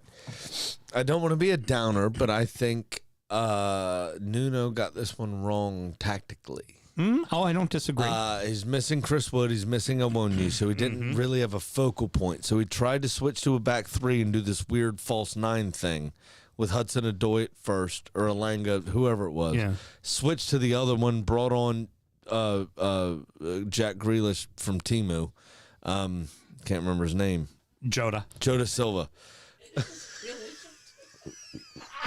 Yeah. Timu Jack Grealish. Maybe that's the With title a of the really show. skinny thigh. Yeah, it's bad, right? Yeah, it's horrible. He actually scored in the game, too. But I think Nuno tactically got this wrong. Mm-hmm. I think he should have just stayed in the same system, stayed with what he knew, and their entire thing is counterattacking anyway. Right. So just set up to soak up pressure. Yeah. And he didn't. He set up in a very attacking style of formation. Yeah. And it just didn't work. And Villa found all the pockets of space. They found all of the creativity. Villa found everything they needed to find. And I told you on Thursday night when we did Injury Time. Patreon.com/DFootball Show for anyone that doesn't know. Injury Time is our preview show where we talk about the upcoming games the following weekend. $5 a month. Very easy to sign up, actually. But then I said this to you. I said I think you're going to see a different type of Villa. Even though there was a midweek game, we're getting to the business end, and they're not yet in 4th spot. Yep. And they're going to want that 4th spot. Yes, they are. And you had a full rotation of the front line, essentially, right? You had Asensio was there. Rashford was rested, brought on. Yep. Kind of did some good things when he came on as well. You had Ollie Watkins start, Right. And then that got changed, and Mullen went into the middle, I think, when he came off. Yep. And then Mullen came off, and Rashford stepped into the middle. And it was this brilliant kind of, circulation of everybody got a bit of a rest, but everybody also played and got their nut. And Villa looked energetic. They looked exciting, and they, in my opinion, put it to Forest. Well, that was Forest. They did. Forest gave them the opportunity to do that, if that makes sense. Well, that's what I was going to say for Villa.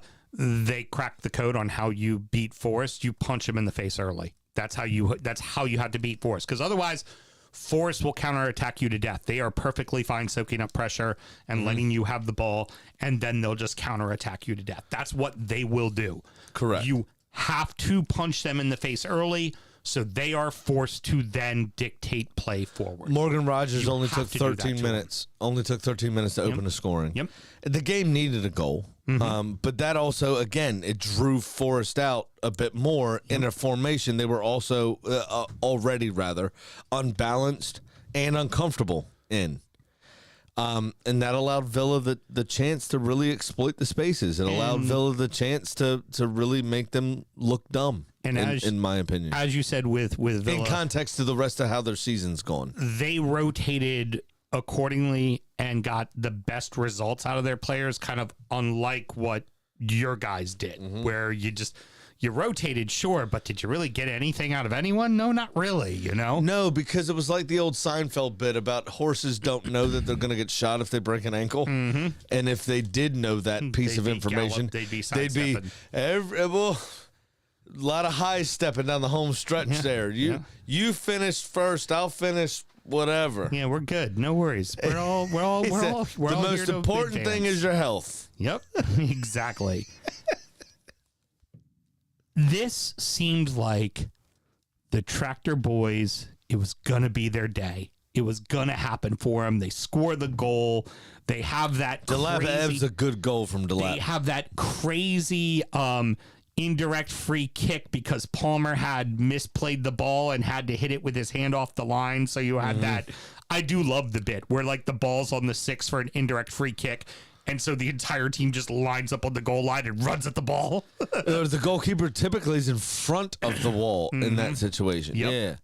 I like that. I do like that. And it was... But so it was a back pass. He took his eye off of it, It went lifted under his foot up his to it, foot, went and under then his he had to foot, jump and then he had and to knock it jump away and with his claw it hand. away, which was fantastic. Yep. Yeah. And But they didn't call an indirect free kick because he had essentially touched the ball, just miscontrolled it. right.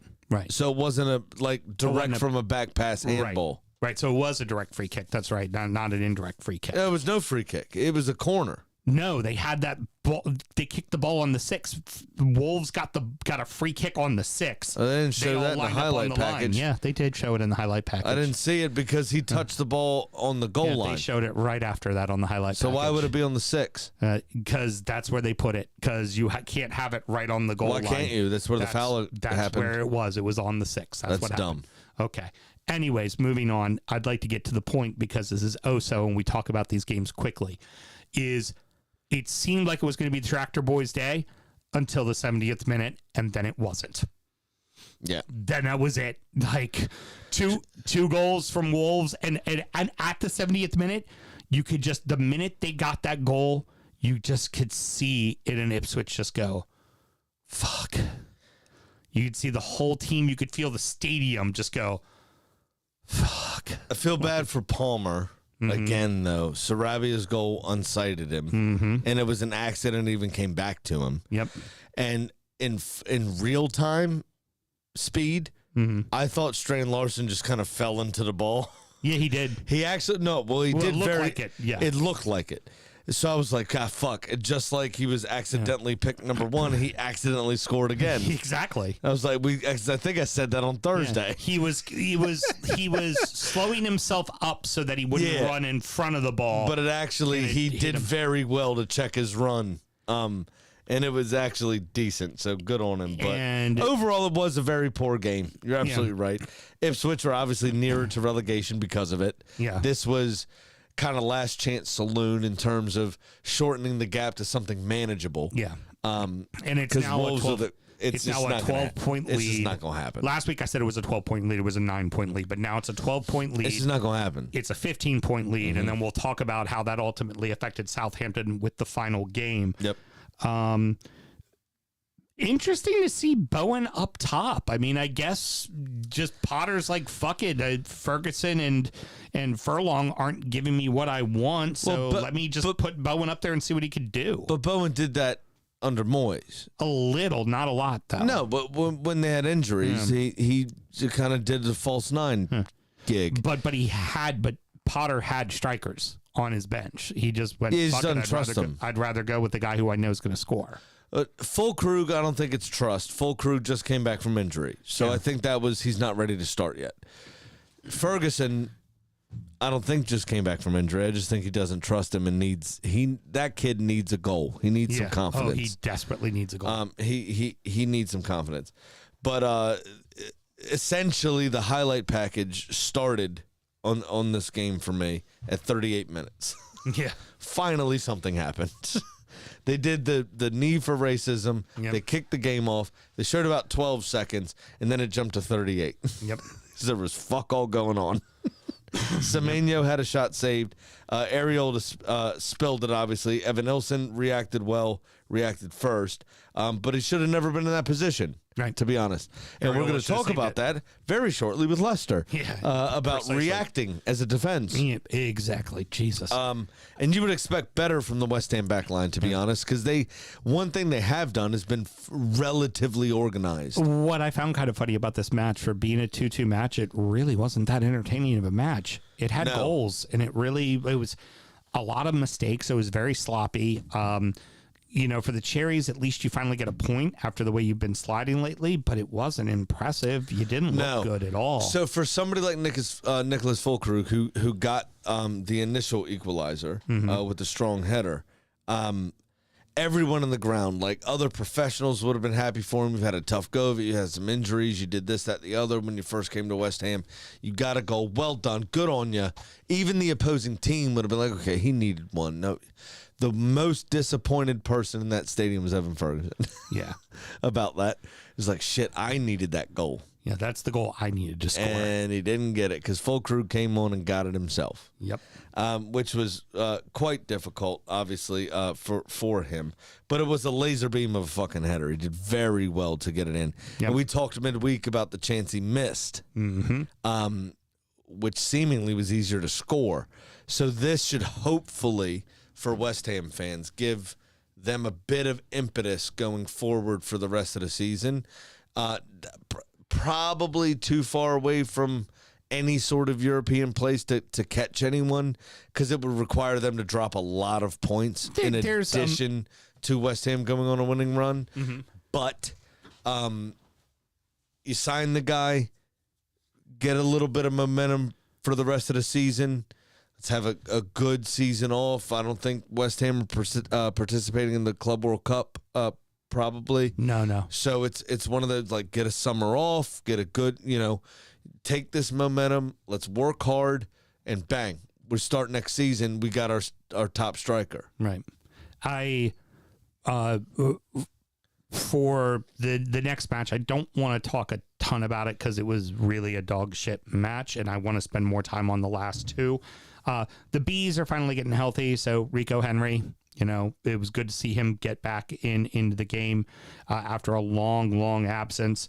For Chelsea, it's very simple. These are the games you're supposed to fucking win. If you're going to be in Champions League, this is absolutely positively the game you need to win. And they started to turn the screw a bit occasionally, but but it never went in the net. They never got anything in the net. The best chance of the game to me was, it was Janelt, whatever defender it was, that kicked it accidentally straight at his own goalkeeper. Shanked his clearance. Yeah. And it went straight to Flecken. But Flecken stopped it, blocked it, and then the defender put it out for a goal kick. Right. Or a corner, rather. And they just looked at each other, and he went, sorry, man. Yeah. They high-fived and were able to move past it and stayed organized. But it is a damning indictment of Chelsea. you know, I thought Brentford had some decent chances in this game as well. So, you know, kind of when they went on that decent run, Chelsea's defense kind of propped them up in certain situations.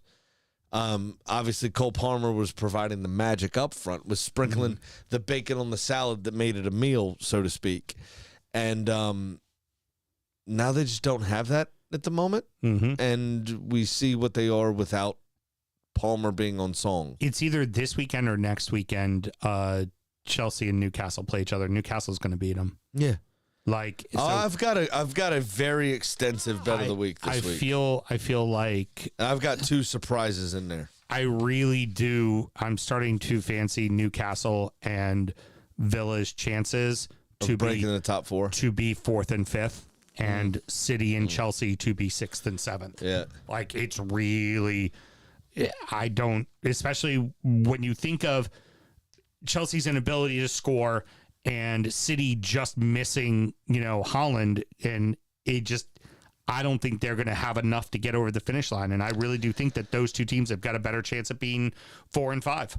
Can also say Brentford should have won the game with the Vandenberg header. Oh yeah, definitely.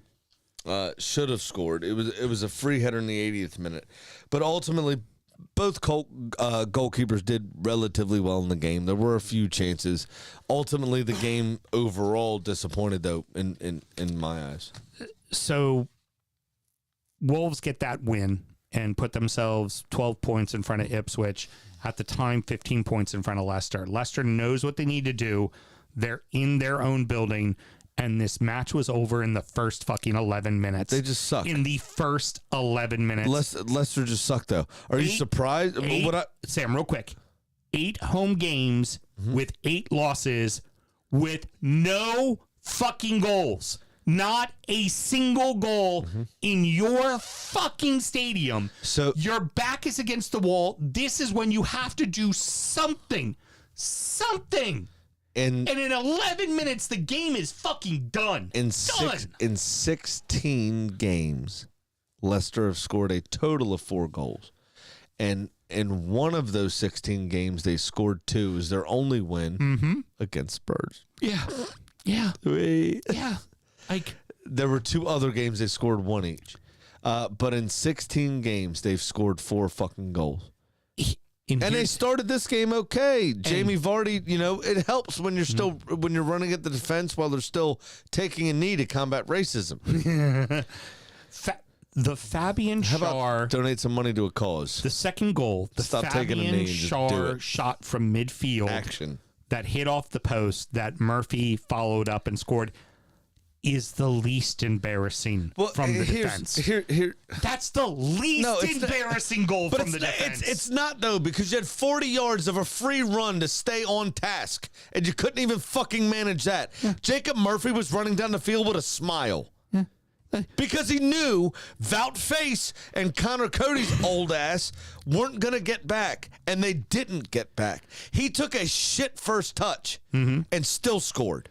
And here's what I'll tell you, and this is the only thing I'm going to say about this game because it was fucking garbage. This was the same as the Arsenal-Everton game, and it had the intensity of a training game, except for Newcastle seemed to be playing against a bunch of Make-A-Wish kids because they were just trying shit. Yeah. Just trying shit. Trick shots off the crossbar from halfway. And it still ended up in the back of the net because the defense decided to take a nap. And Hermeinson, or whatever his name is, did this half-hearted dive towards the crossbar from the edge of his 6-yard box. Maybe he tripped. Maybe he just can't jump really good. I don't know what it was. But he took himself completely out of the fucking game. He stays on his feet. He maybe gets the rebound gives save. Jacob Murphy something to think about. Right. But it didn't matter because in the first 90 seconds of the game, Harvey Barnes was allowed to square across the face of goal with no less than 3 Leicester defenders in the 6-yard box and the goalkeeper. So 4 Leicester players. That's why I think that's more embarrassing than the second fucking goal. In the fucking 6-yard box, and Jacob Murphy has a fucking tap-in at the end of the thing. It's...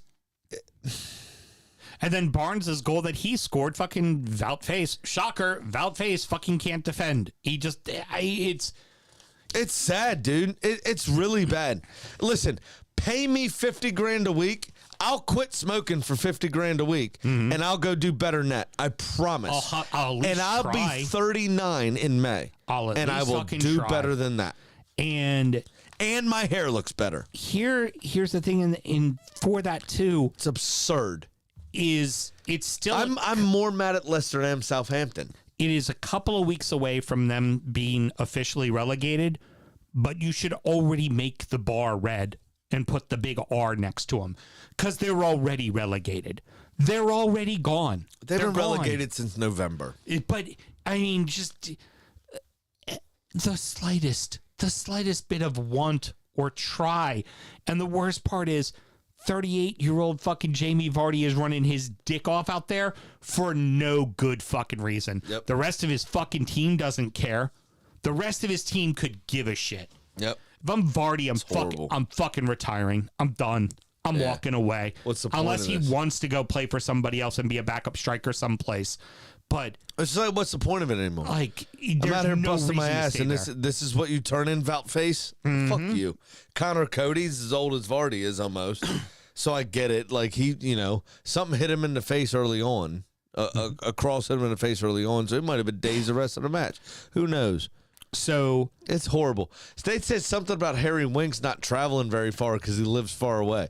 Like, what kind of excuse is that to not be at a game? yeah, just be at the Like, what are you fucking talking game. about? Be at the game. There's some weird comment made by one of the commentators I heard. I'm not sure the validity of any of it. It was just a strange thing to say if it wasn't, like, kind of weirdly true. And then we move on to the league's first relegated side. The earliest a team has ever been relegated in the history of the Premier League. Before anyone pulls us up, not calendar, but amount of matches left. Yes, amount of matches left. So there were 3, maybe 4 clubs that have been relegated with 6. Pompey was relegated with 5. Yep. There are 7 matches remaining, and Southampton have been confirmed as relegated. On the 8th match, that's when it Also, happened. this is why I enjoy recording late at night. Yeah. We got the news that Southampton have also parted ways with their manager this morning. So we were able to hear that news before we recorded. Because that's going to change everything. Well, the why? Like, what did you expect him to do? But that's it. So why hire him? Like the firing shows that they thought he had a chance to keep them up when he came on. Like, They knew that he was not the guy for the championship based on this. right. Then why'd you hire him? So why'd you hire him? right. Because all of us knew in about mid-October that you were going down. Yeah, we already knew. Russell Martin completely had this team set up wrong. The minute they came up, it was not going to go well for him. You could tell It did right well away. in a championship, and that's fine, but this is a step up, and you have to change your tactics. We saw what happened to Luton. Like, you had a very obvious fucking example 12 months ago, and now you see what happens with a club in fully financial ruin. When you fire a manager too early in the season, you let some players hang around that shouldn't be there, and now Luton's about to go down a second time. Wouldn't surprise me if Luton end up in League 2 in about 12 months. Yeah, wouldn't surprise me either. Now, you also have in this situation, they could be the worst team in the history of the Premier League. 11 They're sitting points. on 10 points. They're sitting Yep. on 10. I'm going to tell you right now, I wouldn't mind seeing that record broken, but it won't be. Do you know why? Because they still get to play fucking Leicester. I think Leicester might. And Southampton can at least score a goal.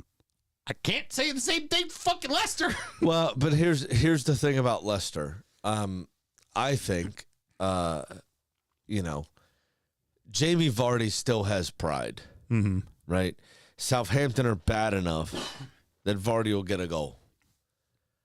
I could honestly see a score-in draw against Leicester, and they equal Derby County's record. And I think that may be the best they can do Well, with the remaining 7 don't games. forget there's the great opportunity for us to Everton that. We get them for our final home game at Goodison. Watch us fucking lose to them. No. It won't happen. It won't You'll happen. 6-0 them. The Final game at Goodison for a club of the way you all operate and that place being so important, you'll 6-0 them at home. So to let people know, obviously Derby County, the worst team in the history with 11 points. Another one of the worst teams in history, the fourth worst, was Sheffield with 16 points. That's the one who gave up over 100 goals 2 seasons ago. There is a chance at the end of this season that you will have 2 teams that got relegated from this season be 2 of the worst 5 teams to ever play in the Premier League. So there is an issue with this that is a broader football problem. Mm-hmm. The gap between the championship and the Premier League and the money and the this and the that and the other, that could be further evidence that gap is growing. Oh yeah, which makes we've been screaming for pro rel in America for a long time and how it makes football interesting. This could be the death of pro rel in England effectively, because the same 3 would come up, the same 3 would go down, because they're getting the Premier League nut. 2 years they're in a row. going down with the money. 2 years in a row this has happened. And the rest of the league is now the have. It's the have and the have-nots gap is growing. I do want to point out also real quick, in England, I don't know what their point system is in terms of like driver's license violations, but if you got the same number of points that Southampton currently are on, and I think it's 17 of the teams in the league, maybe 18 of the teams in the league, you would be disqualified from driving. You would have your license suspended based on the points. If you had as many points as Southampton have, you could still drive your car. Wow. What a fucking damning indictment of how shit the football's been. Yeah. They just don't care. And that's the sad part, is like, just change the tactics just once. Right. Just try. Right. Just try to play something. defensive. Anything. Just do something. Mm-hmm. You have a fucking good goalkeeper back there. He played for the second best team in England last season. Mm-hmm. Just fucking try. Just doesn't. Sure money. And just like Southampton, I lost it again. Yep. It's absolutely fucking pitiful. I'm now down $29 fucking $100. Hey, Sam, just try. Just try something. I got something extensive this week. It's a big boy this week. Well, I am still up $903, even though Yao Pedro did not get a shot on target. If he had, that would have gotten me another $7.99. If I would have gotten one shot on target. Yep. Against a 9-man fucking Crystal Palace side. You're their top striker. How do you not get a shot on target, you fucking asshole? That drove me nuts. But, like I said, I'm up $903. Big Sam's Lock of the Week. 27.586206.9% of the time, Mr. Graham. Works 100% of the time. And I can already say, unless you pull off a miracle, we're getting very close to my own St. Tondringham's Day over you. But also, the rest of the way, worst I will do is still end up in the black. Okay. No matter what, I will still end up in the black. So this week, I'm taking a 3-leg parlay. I'm going to take Brighton, Villa, and Newcastle to beat Leicester, Southampton, and Man United. 3 shit clubs. And that pays out $278. Good for you. Yeah. You ready? You ready for this? I am ready for it. Said 9-way parlay. Oh my. It might be 10 actually. 3, 6. Not good 7, gambling. 8, 9, 10. Yeah, it is 10. It's 10. 9-way parlay. If this hits, it will be a 3.448% chance it works every time. If it hits. Because right now I'm sitting at 0. Yeah, 0. But listen to this, and I think you're going to be excited about it. Actually, I think it has a chance. Okay. Even though DraftKings does not. Palace or draw, double chance at City. Okay. Mateta to score at any time. Okay. Yes, a goal scored in both halves. Palace have had a thorn in City's side over the last few seasons. Mm-hmm. They won 3-0, lest we forget, 3 seasons ago maybe, at City. They're at City. City are in a bad way. No Haaland. Marmoush, obviously, looking at the Manchester United game, isn't the best striker in the world. Obviously, it's not his preferred position. Right. Palace, again, have recent success there. They also are one of the formed teams in the league easily. Absolutely would agree with that So statement. I think that happens. Villa to beat Southampton over 1.5 goals. No. Both teams to score. So those are 3 legs there. Brighton to beat Leicester, Arsenal to beat Brentford, Chelsea to beat Ipswich, and Newcastle to beat United. Okay. I think this is a quality You have fucking... Villa not scoring. No, Villa to beat Southampton over 1.5 goals. Oh. So you win 2-0 or Oh, better. I thought you said no scores. I thought No. it was like, okay. No to both teams to score. Oh, okay, yeah. But there's over 1.5 goals and you win. Sorry, So I just heard no score, and I'm like, we're fucking right and left, dude. you win 2-0 or better. Yep, cool. That's yes. Doing this in 3 separate legs, I got better odds than the -1.5 spread. What did John Oliver call those? I don't remember. Sucker bets. Sucker bets. Basically, I did a parlay to mirror a -1.5 spread, Okay. right? Over 1.5 goals, not both teams to score, but Villa to win. Right. So I got 50 points better on my odds because I did it this way. Anyway, all of those 10 things together get me plus 12,821. So Terrible with money. my $100 bet would see me plus 9,000 and change should it hit. And we're all fairly comfortable with what I put down on paper. Get it the fuck together, Sam. So much so, I put $1 on it Oh. when I built it. And that dollar would pay me $128.21. Okay. Very good. So I did bet a cold hard American $1 bill on that bet. All right. Well, that is going to wrap it up, boys and girls. Mr. Graham, any parting words? Yes, so there's 2 things. There's one very positive thing. We don't often cross sports lines on the show. But living in this area and living in this region, we must acknowledge the wonderful career of the great 8 Alex Ovechkin and passing the great one, Wayne Gretzky, this past weekend. On Friday, he was at home, equaled the record with still the third period to play, or 12 minutes or so left in the third period to play. And we wanted him to do it. He had 3 excellent shots. And then the goalkeeper for the Blackhawks decided he is Martin Brodeur all of a sudden. Cunt. And 3 very good saves on Ovi. But he did equal the record. Gretzky was in attendance. Found out this fun fact, which is very cool.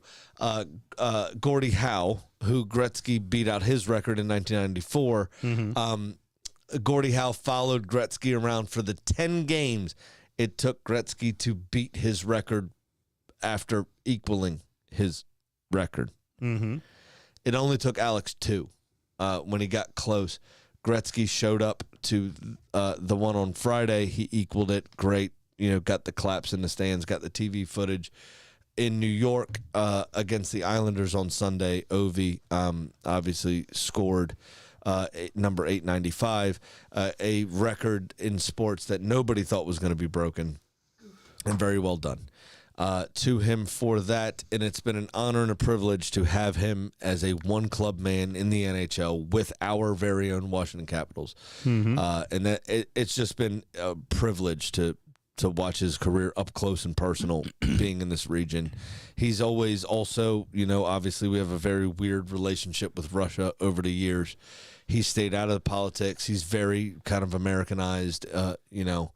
It's just a joy. It's just happy. Just all of it's happy. And that's a wonderful thing. I'm still not sure that man is sober from winning the Stanley Cup. I know, right? Remember, he won the Stanley Cup and he just went on a binge of drinking. Oh, the whole team did. They were in fountains in the middle of D.C. with the Stanley Cup. We were here for it, too. But there was also a very funny meme that was passed around because Justify, remember that year, won the Triple Crown. And it was Alex Ovechkin holding a beer-filled Stanley Cup out like this. And it was very obviously Photoshopped. And it had Justify in his stable in, kind of mid-June after winning the Belmont when the Stanley Cup was already done. And I read it to Carly. I read the meme in a Russian accent. It was justify. You drink from cup now. Was the caption of the meme, which is very funny. Excellent. Anyway, the cunt piece of this, though, for everyone involved, is he scored that goal with 12 minutes and 8 seconds or so, roughly 30 seconds maybe, left in the second period. And all of hockey stopped. They rolled out a carpet. They said, if we're talking about VAR fucking wrecking Mickey Vanderven's hamstrings, these hockey players stopped for no less than 40 fucking minutes in the middle of a period, and they did not give them a chance to warm up again. Fucking get back out there, you fucking Dance, monkey dance. yeah, go work hard, motherfucker. And I thought on the league, just save the afters for the afters. Yeah. We're all sticking around to watch it. Trust me. It's fine. You didn't have to roll out. Gretzky gave a speech. Ovi gave a speech. And the clock is still in the up. middle of a game. The clock is still What up the on the board. That is insanity. We're all still going to watch it. Okay, everybody comes out on the ice, slaps their sticks. Well done. Okay, now we move on. right. We do the presentation Yeah, afterwards. no one's leaving. It's weird. It was weird. No, if anything, the people that didn't make it to the match are like get the text going, get your fucking ass tickets here. in there. Yeah, it's weird. What a weird thing in the middle of a game to do that. Just stop So it all. that's the first cunt thing of the week. Then, and I can't remember off the top of my head the teams. Was it Swindon and... No, save that for EFL show. Oh, save that for then. Save that for EFL Okay, show. you told me to talk about the cunt Yeah. of the week. The message I said is save it for the EFL show. Okay, so we'll and save I will that tell then. you in between. You'll remember who it is immediately because she's already given the so that should tell you what team it is. Okay, so there are two cunts of the week, and the Yes. first one is the NHL itself Yes. for stopping this game for so long. And Ovi, by the way, Ovi's 39. yeah, He did at least 8 more shifts in the game. yeah. 39 looks like a hard-ridden fucking 48, doesn't he? He could have died based on how much time they sat right for this. Yeah. the pomp and circumstance. Ovi could have died. Yeah, yeah, You could have killed him. yeah, easily. Very cool, though. On Friday, when he equaled the record, he did it in one less game than Gretzky. So he was already the greatest goal scorer in NHL history. Very good. Anyway. Right. Didn't matter if he scored another goal because he did it in one less game than Gretzky did. Excellent. I fucking love it. All right, everybody. Next up is DU Does EFL, where we're going to go ahead and recap the rest of English football. Very interesting. We're seeing a lot of teams just fucking off title opportunities. Yeah. Let's have some fun. And then after that will be injury time, where we recap our fantasy league. We talk about the beers we were drinking, and we also preview the weekend's action. Should you want to support the show, Mr. Graham, how can you go about doing that? Very easy. Patreon.com/DU Football Show. Just sign up to that $1 tier. You get all the extra stuff, and sometimes more extra stuff than that. Depends how we feel. Excellent. Till next week, everybody. Good night.